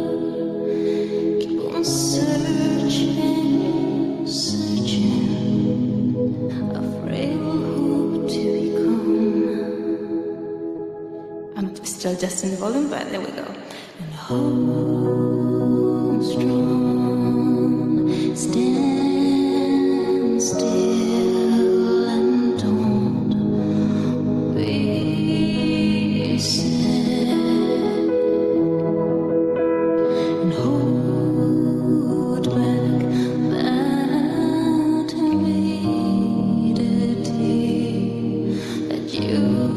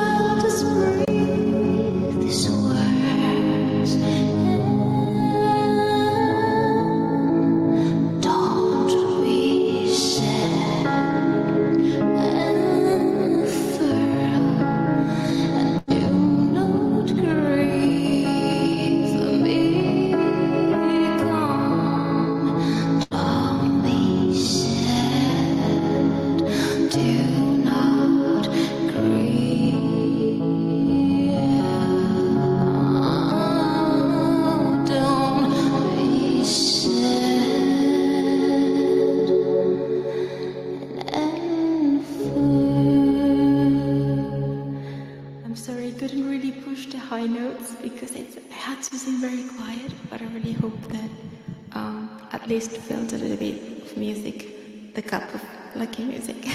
And thank you very much, Sybil. I'm going to quit. Oh, Diego,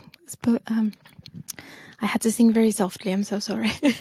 But I hope it sounded okay enough. It was just like a little bit improvised on the moment. And thanks, Sybil. I'm not taking more time because I know that you need to wrap up conversation. So thanks, everyone. And yeah, it was beautiful. Someone asked about my Discord. I'm going to drop the channel. Sometimes I sing there on audio, and sometimes we join for D-Lives. And there is just like a D-Live audience.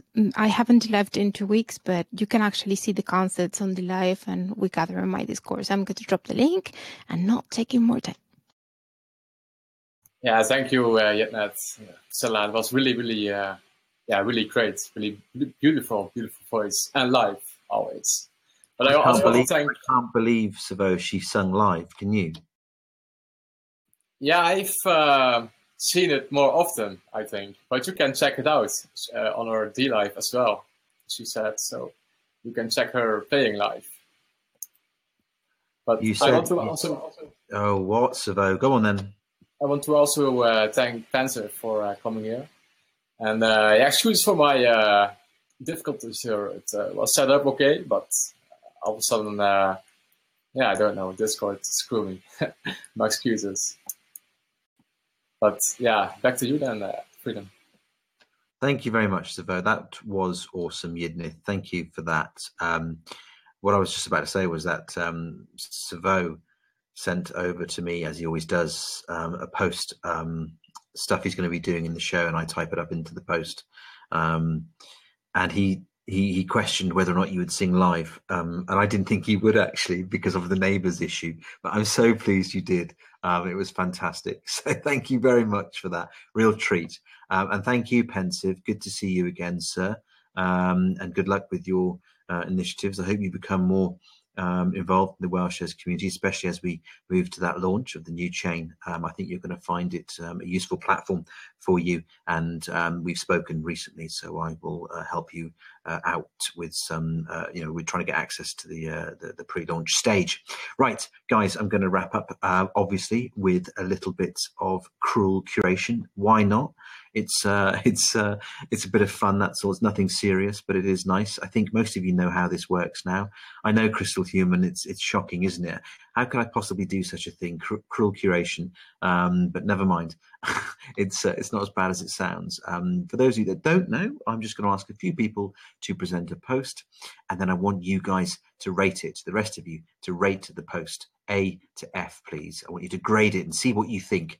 So you're the teacher, you're the assessor, but I want you to be fair. Be fair to people, because it's only fair to them. Right. I'm waiting for Whaleshares Nightmares. What are you talking about, Cotrin?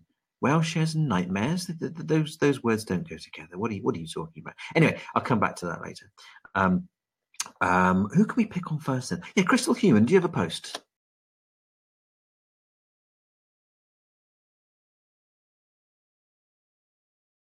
Okay, tell us about your post. Hello, Freedom. Can you hear me? A little bit muffled, but we can hear you. Okay, I'll try to speak up a little bit louder then. How about now? Is that any better? That's fine. Okay, so yeah, basically, Steam Monsters website now offers free Steam accounts if you purchase the starter pack, which is about $10. You can pay with your credit card or Steam or SBD or all different kinds of other crypto. What else? I think of what else I could say about it. I don't know. Do you have any questions? Do I have any questions? Gosh, I've only read the first few words. Tell us a bit more about your post. I'm trying to think. Hang on. We're looking at a D- at the moment. I'm only joking.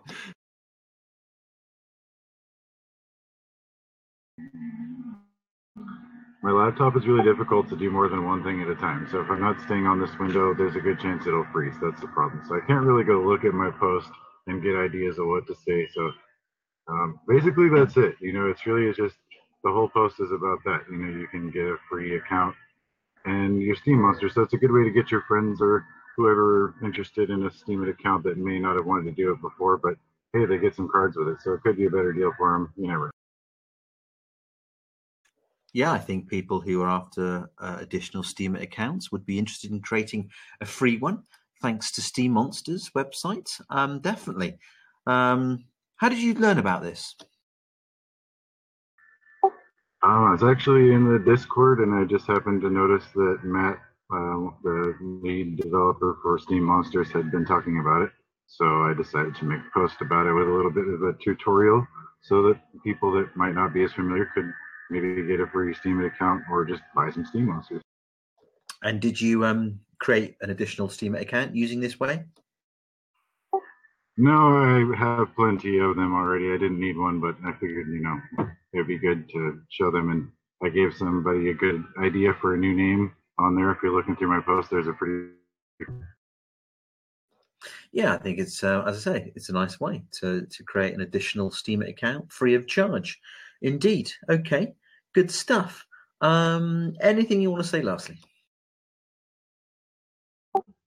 No, not really, except that I think you guys would be really smart to invest in Steam Monsters right now because the game is very new. It's attracted a lot of people already. I think it's going to grow a lot over a very short time, especially once the game launches.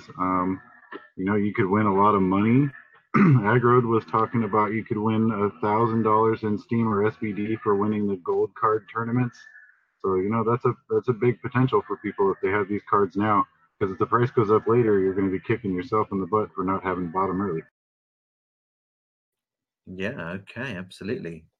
And yes, as I scroll towards the bottom, you've put in everything. You've covered exactly what they've got to do with screenshots. So that's always helpful.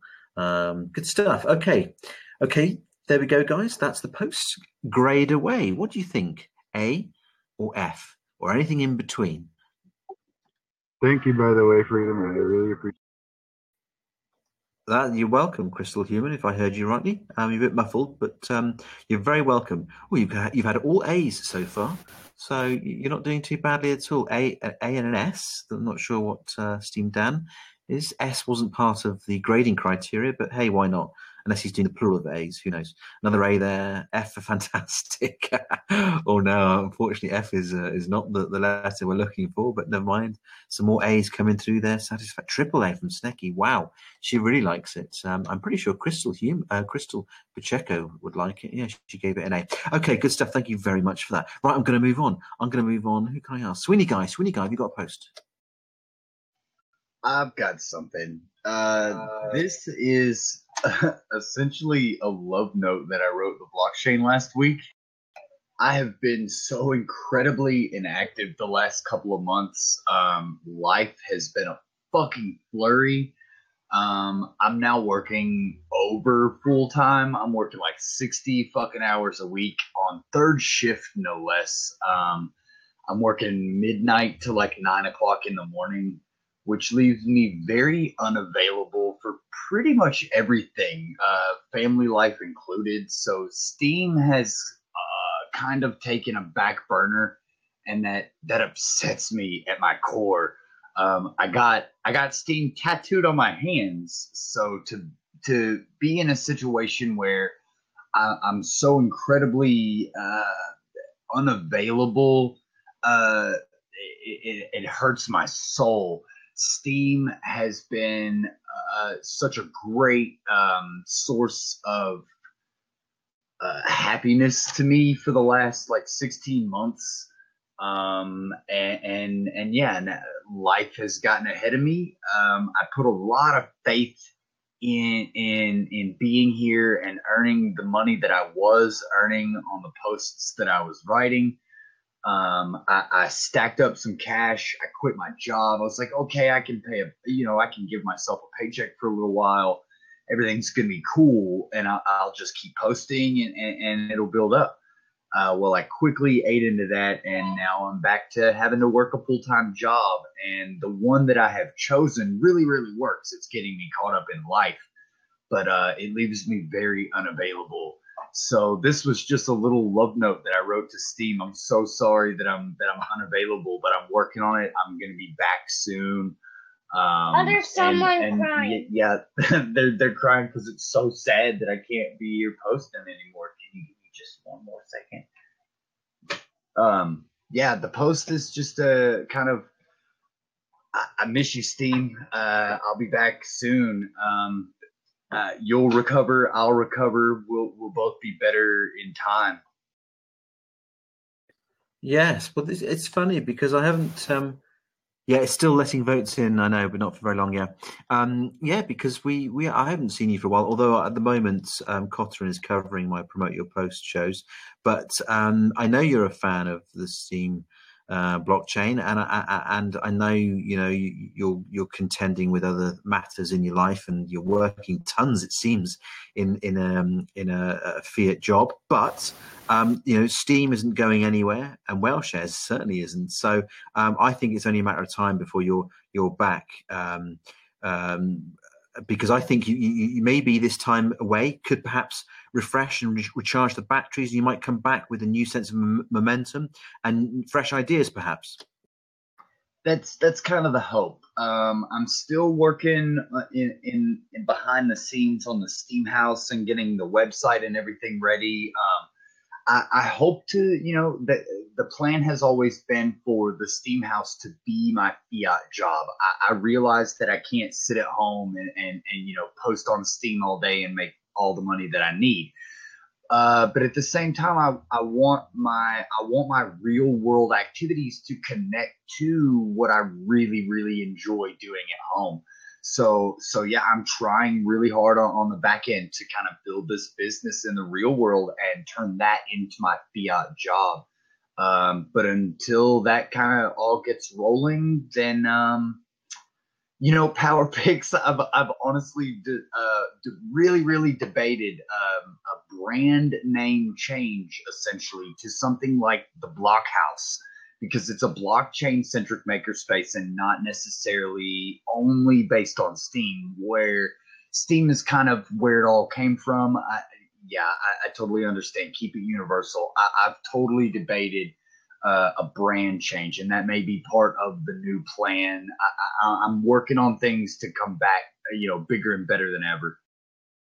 Awesome. Well, I hope you get somewhere with those ideas. It'd be good to see you back soon, Sweeney Guy. I think a lot of people are missing you, so good luck with everything. Right, guys, go ahead. Grade Sweeney's post. What do you think? Any grade between A and F, please. A and F. That's all I want to see. A or B or C or D or E or F. 2 A's, good start. 3 A's, not bad, eh? And another A up there. A piece of cake, yeah, why not? Sweet, maybe. Who knows? Okay, any more?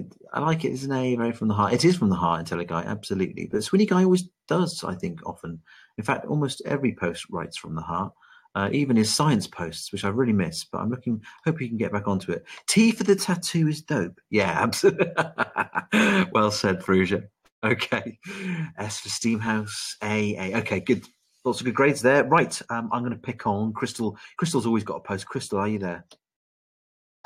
Yes, I'm here. Can you hear me? Yes, we can. What have you got? Okay, it should be there. It's been lagging a little for me, but pretty much it's the contest winner announcement. It's pretty much here are the winners of my contest, and I go through selected who I thought were the best favorite Stamium writers. Katrin was first place. She picked this fabulous photographer, and I really love that. He really captured the beauty. I really love the other entries was somebody picked Clove71, who she does giveaways, which you should really check Clove71 out because she's going to be given a legendary in a future contest if you're into Steam Monster like Crystal Human.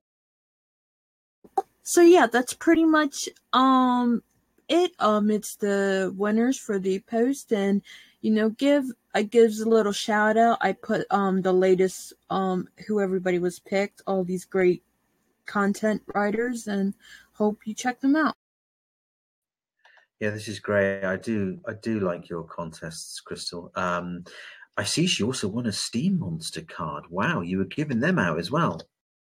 Well, if nobody knows, I go to many as I can, Steam D Lives for Steam Monsters. I try to enter as much giveaways as I can, and I get a lot of epics and a lot of wares, and sometimes packs. So I try to I can't give away packs because I'm not rich, but I can give away epic and rares. And if people don't like it, well, you can sell it on Discord, and you don't have to get involved in the game, so it's free Steam or SPD. So I figure, why not? Yeah, absolutely. I do like that that image, that the Cotrin, the one she chose. I think it's fantastic. What do you think your next contest is going to be about? That has been because obviously I want to still do stuff on Steemit as well as Whaleshares, so don't know if I'm going to do like 2 separate contests, but I'm going to think, what is your favorite community? I know all of us here are probably going to say Whaleshares, but like there are tons of communities. Like personally, I love what Snakey does. She does the you get snake thing, so I would love to hear like what's your favorite thing you see on Steemit, and probably in the future Whaleshare. So I'm thinking that I'm still toying with the idea, so it's to be determined. Okay. I'm just going through your post. You do put a lot of effort into these posts nowadays. You've kind of perfected it, haven't you? I have to give a shout out to Carrie Allen's formatting post, because that is literally when I go to type up a post, I'm like, okay, how good I can get it, how can I get it in there? And I really, as I DM'd you the guide, it's really good, it's really well done, and it gives you all these free tools. I mean, if you ever need something to help to boost up your writing, that post is very good, because I think my posts have improved. I mean, they're not perfect, because I never think they are, but her markdown tutorial is really cool. Yes. Is that the one you directed me to the other day or not? Yes, it was. It's the one I try to DM to as many people as I can, because it can really help you, even if it's just, get it simple, how to bold something or italicize it or whatnot. Yeah, no, absolutely. Very, very useful and informative it was indeed. But there it is, guys. That is Crystal Pacheco's post again. Another fantastic contest, and that is the winner's announcement post. So awesome stuff there. Straight away, Crystal Humans in with an A. Although I note he was one of the winners. But anyway, I'm sure he's not being biased at all. A+. Wow, Bushy likes it. Cotherin's going in for an A, and Woodsy and Sweeney Guy and Corbin's an A. A+ is, oh my lord, Crystal, I think you're ahead here. You've got about 3 A+ so far. Yidnith's not grading it. She's talking about unfair. I'm not sure what she's talking about, actually. Maybe she could elaborate. Oh, there we go. She's given you an A. A million A's. My gosh. Okay. Right. I'm going to do one more. Then I'm going to move on. I'm going to wrap up the show. Cotrin, are you there?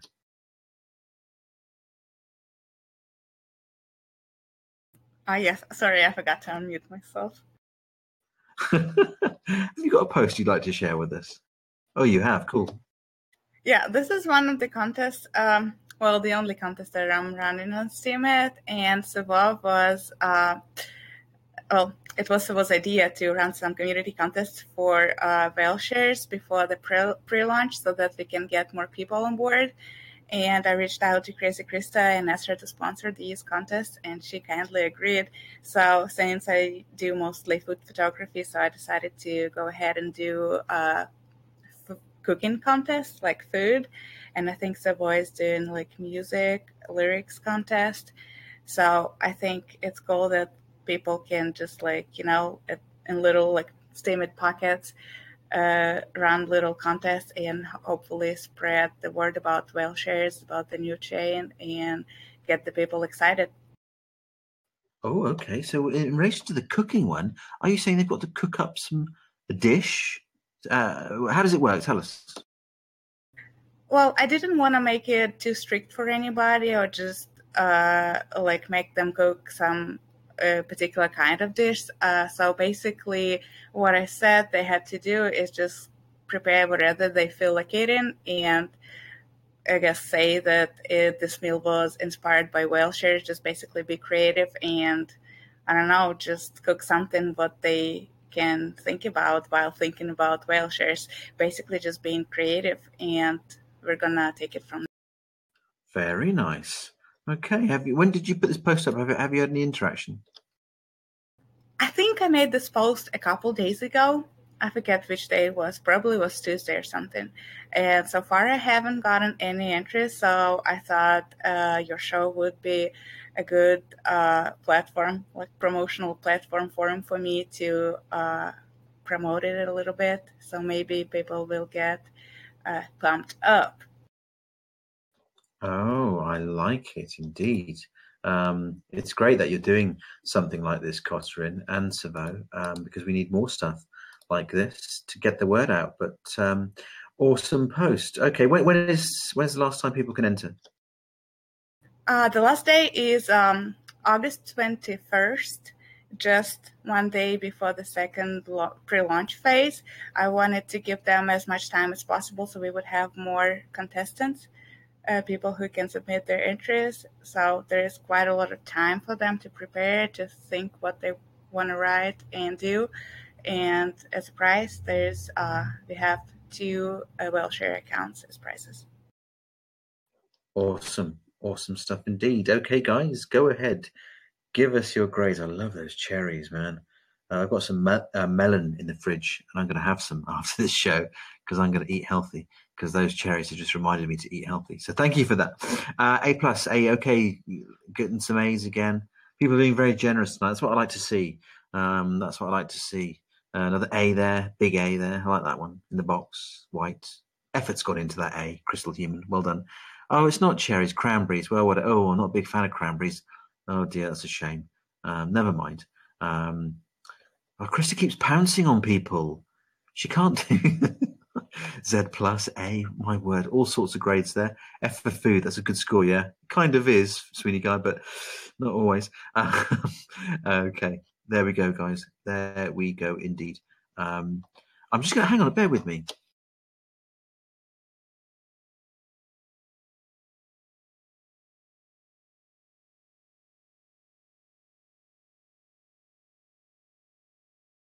Gosh, that woman. Anyway, there we go. That is somebody in lots of cranberries, I think, swimming around there. Steam Dan's put up. But that's it. That wraps up the show. And it's this is cranberry heaven. I don't know what he's doing, but he seems to be not enjoying himself. It looks like he slipped. But okay, yes, there we go. End of the show, guys. Go ahead, DM me your BitShares username, and I'll get you some whale coins to use on the new platform. Although I think it might be able to be used on the Steemit platform as well. But I will let you know. But that is what I shall be giving out now. It is whale coins. So go ahead, DM me your BitShares username. Thank you to everybody who came to the show tonight. It's been an awesome show. Can't believe it is literally only 6 days now until the launch. So this is the last show before the launch. The next show that we have, the new Whaleshares platform will be 1 day old. It'll be amazing to see what everybody thinks of what's going on. It's still a bit surreal, but I can't wait. Anyway, looking forward to it very much indeed.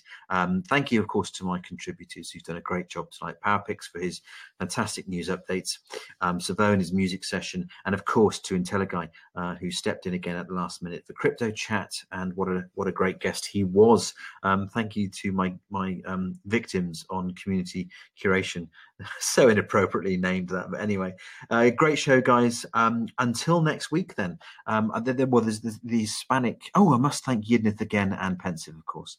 But there is the Hispanic Promote Your Post show tomorrow, and then it is the Promote Your Post show with Cotterin on Sunday. I hope she's doing it anyway. And I don't think there's anything happening Monday. So until next week, I hope you have a great few days, and well, let's see what the new dimension looks like when the Whaleshares platform launches. Looking forward to it is an understatement. But until then, guys, take care.